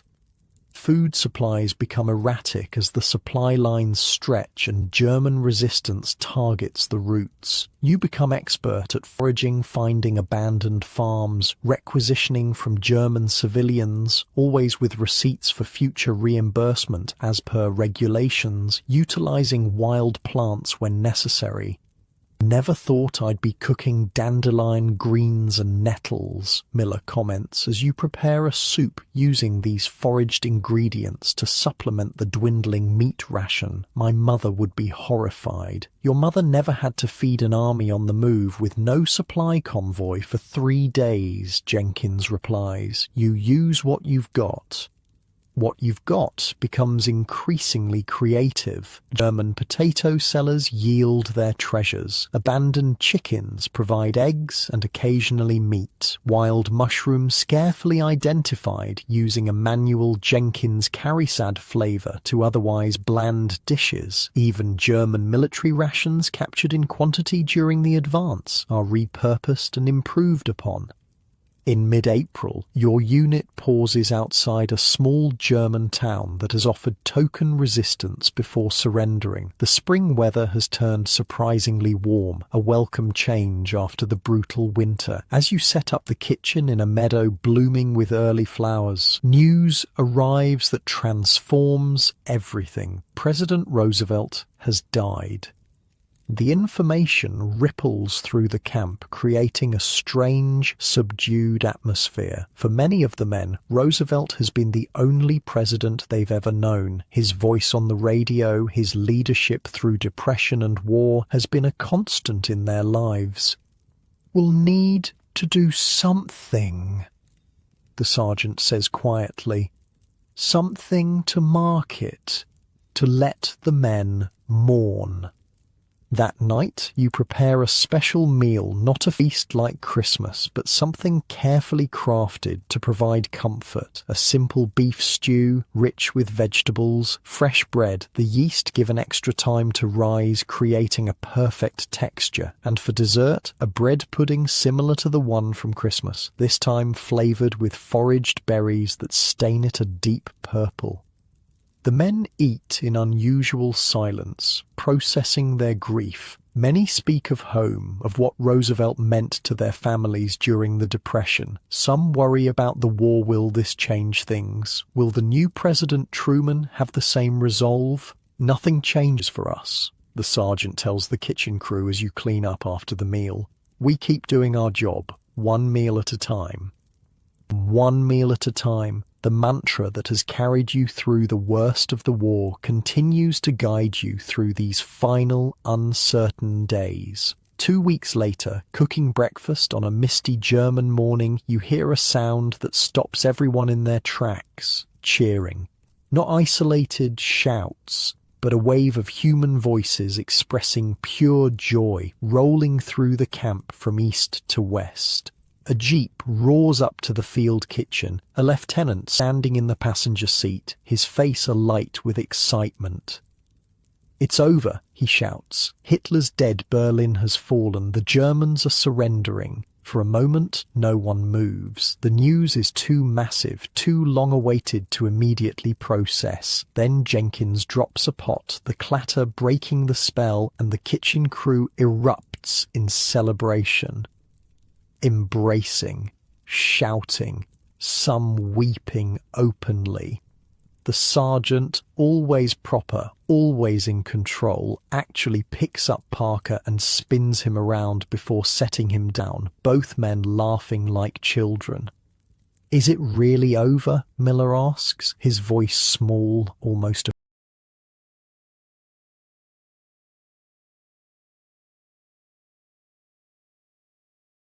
afraid to believe it. "The fighting here is," the lieutenant confirms. "There might be pockets of resistance and the war in the Pacific continues, but here, in Europe, it's done." The impact of his words sinks in slowly. Done. After years of danger, deprivation, fear, loss, done. "What do we do now?" you ask the sergeant when the initial celebration subsides. He looks around at the half-prepared breakfast, at the men still celebrating throughout the camp, and makes a decision that surprises everyone. "We cook," he says, "but not breakfast. We prepare a victory feast, the best meal possible with whatever we have. Every man deserves to celebrate this day with a full belly." The victory meal becomes your finest hour as a field cook. With limited supplies but unlimited motivation, you and the kitchen crew create a multi-course celebration that stretches through the day and into evening. The centerpiece is a roasted pig acquired from a local farmer in exchange for coffee and cigarettes, prepared in a pit dug into the ground and lined with stones, covered with earth and allowed to slow cook for hours. The meat, when finally unearthed, falls from the bone, succulent and smoky. Side dishes appear as if by magic: potatoes mashed with garlic, wild greens sautéed with bacon, bread baked fresh in batches throughout the day. For dessert, a cobbler made with canned peaches, hoarded for a special occasion, topped with a sweet crumble of crushed cookies and the last of the sugar ration. Men from neighbouring units, hearing of the feast, arrive with their own contributions: liberated wine and schnapps, chocolate from care packages, even ice cream made by an engineering company using ice from a stream and powdered milk mixed with sugar and vanilla extract. The celebration continues into the night, transitioning from meal to party as someone produces an accordion, another a guitar. Songs rise into the spring air, first military songs, then folk songs from home, then finally the gentle, nostalgic tunes that speak of love and peace and everything that has been missing from these men's lives. You find yourself sitting slightly apart from the main celebration, exhausted from the day's cooking, but too wired with emotion to sleep. Jenkins joins you, passing over a bottle of something clear and potent. "Not bad hooch for Germans," he comments as you take a cautious sip, the liquid burning a path down your throat. "Think we'll go home soon?" you ask after a comfortable silence. He shrugs. "Some will, others will stay for occupation duty. Either way, we'll still be cooking."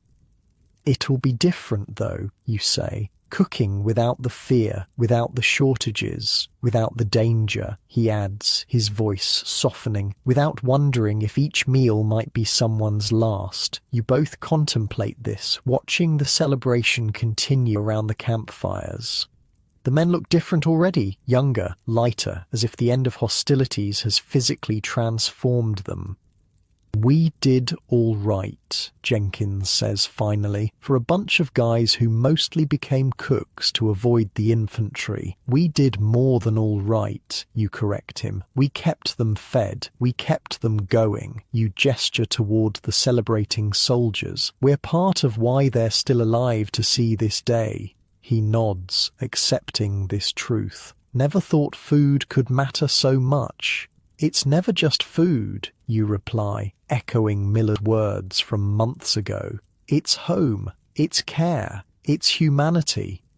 Jenkins raises the bottle in a toast to field cooks, the unsung heroes of this whole damn war. "To survival," you add, clinking your cup against the bottle, "one meal at a time." In the days that follow, the rhythm of military life continues, but with a crucial difference: the absence of fear. No more artillery to dodge while peeling potatoes, no more snipers to worry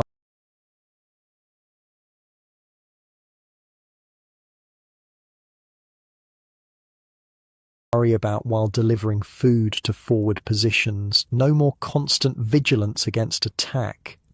Orders eventually come. Some units will indeed remain as occupation forces. Others, including yours, will be rotated back to the States, possibly for redeployment to the Pacific, though rumors suggest the Japanese war might also be approaching its end. On your final day, with the field kitchen, the sergeant gathers the crew for an unusual ceremony. From a small box, he produces a set of medals.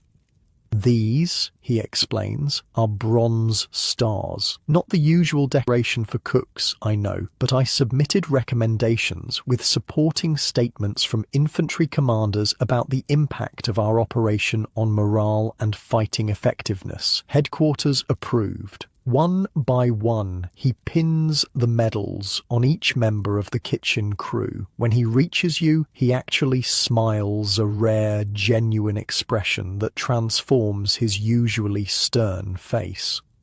"For maintaining food service under direct enemy fire," he reads from the citation, "for innovative solutions to critical supply shortages, for extraordinary contribution to unit morale and combat effectiveness, above and beyond the expected duties of a field cook."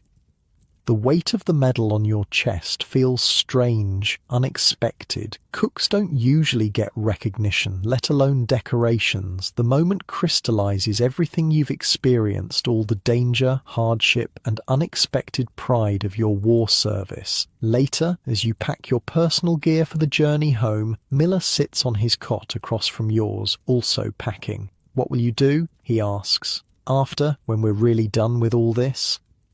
You consider the question. Before the war, cooking was just a job, something you did for money. Now it's different. Now you understand food as something powerful, essential, almost sacred in its ability to sustain both body and spirit. "Open a restaurant, maybe," you answer, surprising yourself with the certainty of it. "Something simple, good food made with care, nothing fancy." "I'd eat there," Miller grins, "as long as you don't serve powdered eggs or K-rations."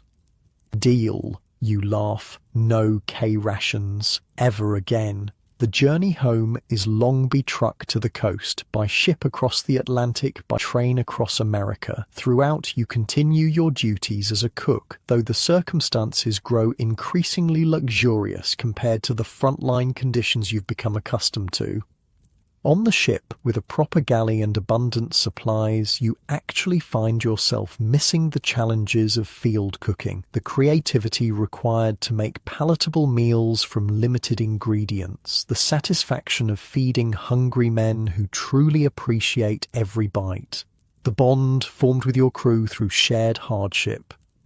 When you finally arrive home, stepping off the train in your uniform with campaign ribbons and the unexpected bronze star, your family is waiting. The embraces, the tears, the barrage of questions. It's overwhelming after so long in the structured environment of military life. That night, sitting at your mother's table for a homecoming meal, you find yourself oddly critical of the food, not because it isn't delicious, but because you now see it through different eyes. You notice the abundance, the casual waste, the easy assumption that there will always be more. You appreciate textures and flavors with a heightened awareness born from months of deprivation. "What are you thinking about?" your mother asks, noticing your distraction. How can you explain, how can you describe what it means to cook in a war zone, to measure your success not in compliments but in calories delivered, in men sustained through one more day of combat, to create meals from next to nothing while shells explode around you? "Just glad to be home," you say instead, reaching for her hand, "and grateful for this food." She seems to understand there's more behind your words, but doesn't press. There will be time, perhaps, to share those stories, or perhaps some experiences can never be fully conveyed to those who weren't there. That night, lying in your childhood bed, the softness of the mattress feels almost wrong after so many months of cots, bedrolls, and frozen ground. The silence, no distant artillery, no engines, no men calling out in their sleep is both blessed and eerie. As you drift towards sleep, images from your time as a field cook float through your mind. The massive pot of potatoes on your first day, the sniper fire interrupting breakfast preparation, the frozen pipes in the German winter, the Christmas feast created from nearly nothing, the dangerous crossing of the Rhine, the victory celebration after the surrender. The memories aren't organized by battles or campaigns as they might be for combat soldiers, but by meals, by the triumphant sustenance provided against all odds, by the small victories of keeping men fed so they could win the larger war, one meal at a time. You survived as a field cook in World War II. More than survived, you discovered a calling, a purpose that transcended mere duty. In the crucible of war, in the most challenging cooking environment imaginable, you found what food truly means. Not just sustenance, but comfort, connection, humanity.